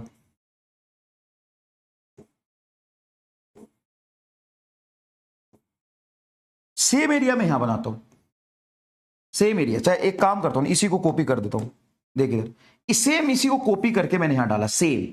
अब बता किससे फ्लक्स ज्यादा पास कर रहा है, ए से कि बी से? बता, ए से फ्लक्स ज्यादा पास कर रहा है कि बी से? किससे फ्लक्स ज्यादा पास कर रहा है? यहां तो 2 ही लाइन पास किया है, यहां पे 1 2 3 4 5 6 से ज्यादा लाइन पास किया। बता क्यों ज्यादा लाइन पास किया? तुम्हें नंबर ऑफ फील्ड लाइंस की मैं आइडिया लगाने के लिए बोलूं तो अब मान ले एरिया ये है, बड़ा एरिया है तो ज्यादा फील्ड लाइंस पास किया, छोटा एरिया है तो कम फील्ड लाइंस पास किया, तो एरिया के प्रोपोर्शनल तो होगा। अब मुझे बता फ्लक्स किसके प्रोपोर्शनल होना चाहिए?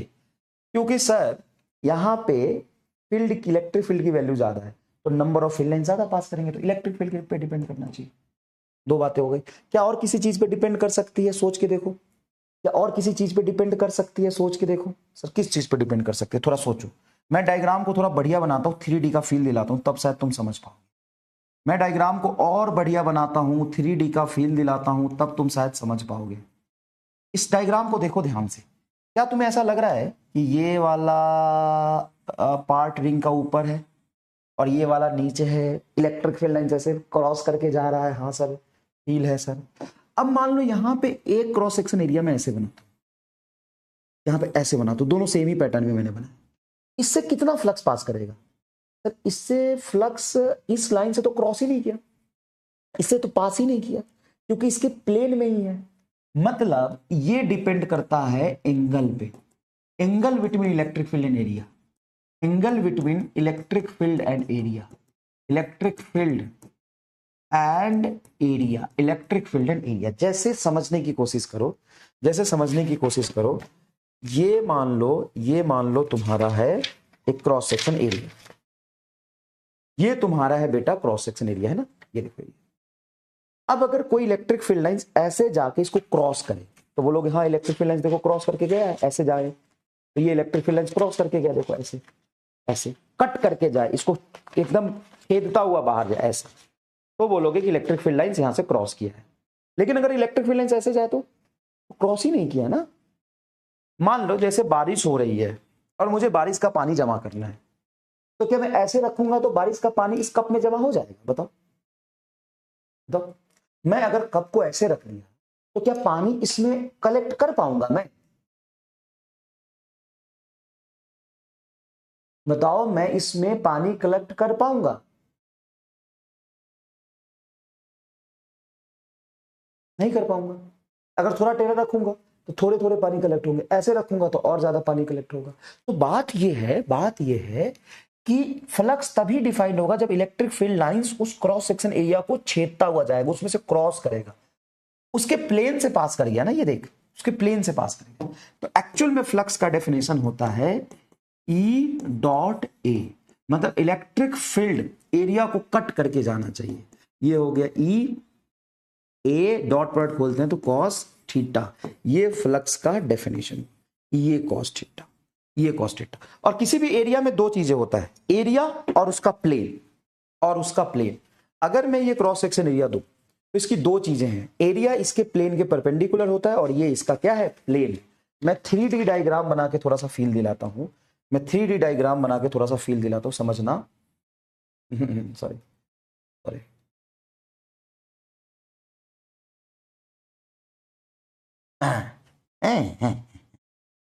मजा नहीं है ऐसा।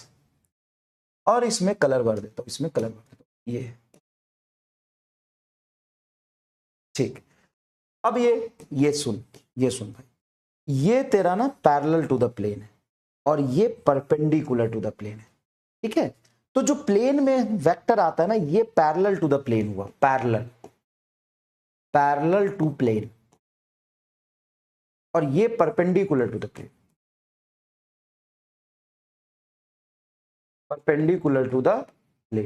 और एरिया जो होता है वो परपेंडिकुलर टू द प्लेन होता है। एरिया वेक्टर की डायरेक्शन इधर होती है। जैसे अगर मैं बोलूं इस बोर्ड का एरिया किधर है, तुम्हारी तरफ, एरिया वेक्टर बच्चे नहीं समझ पाते, एरिया वेक्टर का फील ले लो। जैसे ये डायरी है, डायरी का बेटा ये हो गया प्लेन और ये हो गया उसका एरिया वेक्टर।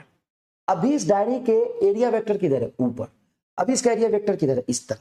जिधर ओपन सरफेस होता है, खुला सरफेस होता है, उस खुले सरफेस के परपेंडिकुलर एक लाइन बना लो, वो एरिया होता है। अभी इसका एरिया किधर है, नीचे। अभी इसका एरिया आपकी तरफ है, अभी इसका एरिया आपकी तरफ है, और ये हो गया प्लेन।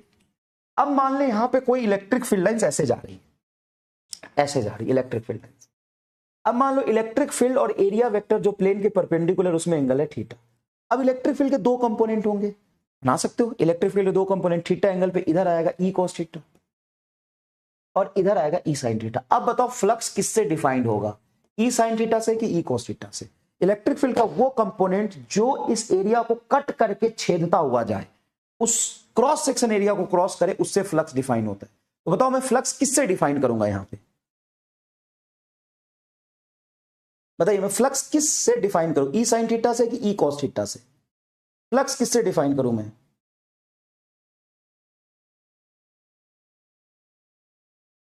मजाक है क्या, मजाक बना के।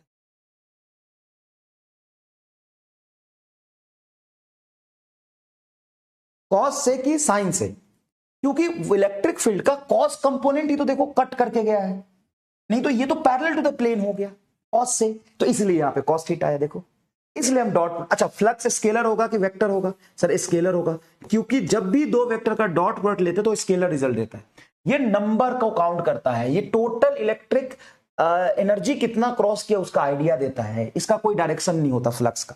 फ्लक्स स्केलर होता है। इसका यूनिट क्या हो जाएगा, इसका यूनिट हो जाएगा, इलेक्ट्रिक फील्ड का होता है Newton per coulomb into area का हो गया metre square, newton metre square पर कुलम, इसका यूनिट हो गया। थोड़ा फील आया?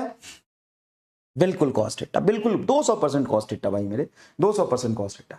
इसीलिए यहां पे फ्लक्स डिफाइन होता है ई डॉट ए, ठीक है। अब इस पे बहुत सारे क्वेश्चंस करेंगे हम लोग, कल करेंगे बहुत सारे क्वेश्चन। जैसे एक सवाल तो ये आता है कि इलेक्ट्रिक फील्ड दे दिया बेटा 10 i cap plus 2j cap plus 4k cap, area vector दे दिया 3i कैप 2j कैप minus 6k cap, find flux. तो बताओ क्या निकालोगे फ्लक्स में, फाइंड फ्लक्स, बताओ क्या निकालोगे फ्लक्स? तो सर फ्लक्स तो आपने बताया है कि डॉट प्रोडक्ट होता है ई डॉट ए, और आई गेस आपको डॉट प्रोडक्ट आता होगा। डॉट प्रोडक्ट में जब एरिया और इलेक्ट्रिक फील्ड का डॉट प्रोडक्ट करेंगे तो 10 × 3 30, i 1 होता है, i j 0, i k 0, फिर हम आई का करेंगे 30, ये 2 2 करेंगे 4 और ये करेंगे 6 चौका 24 माइनस 24, ये कुछ बनेगा। तो 30 और माइनस 24 में से 4 जाएगा -20, तो ये हो जाएगा तुम्हारा कुछ 10 यूनिट।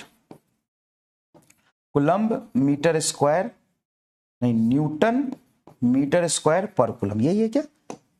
हाँ, इलेक्ट्रिक फील्ड हो गया न्यूटन पर कूलम, एरिया हो गया मीटर स्क्वायर, ये 10 आएगा। देख रहे हो कितनी दिक्कत आ रही है यार।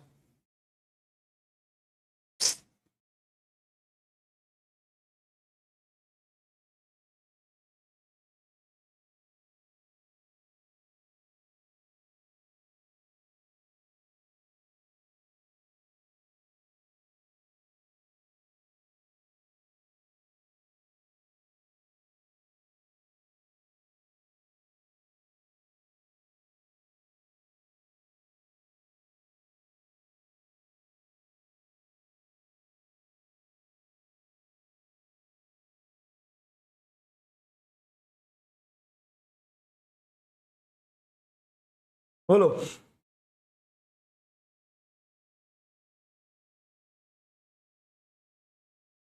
परेशान हो गया यार, अलग सर को मैसेज डालता हूं अभी।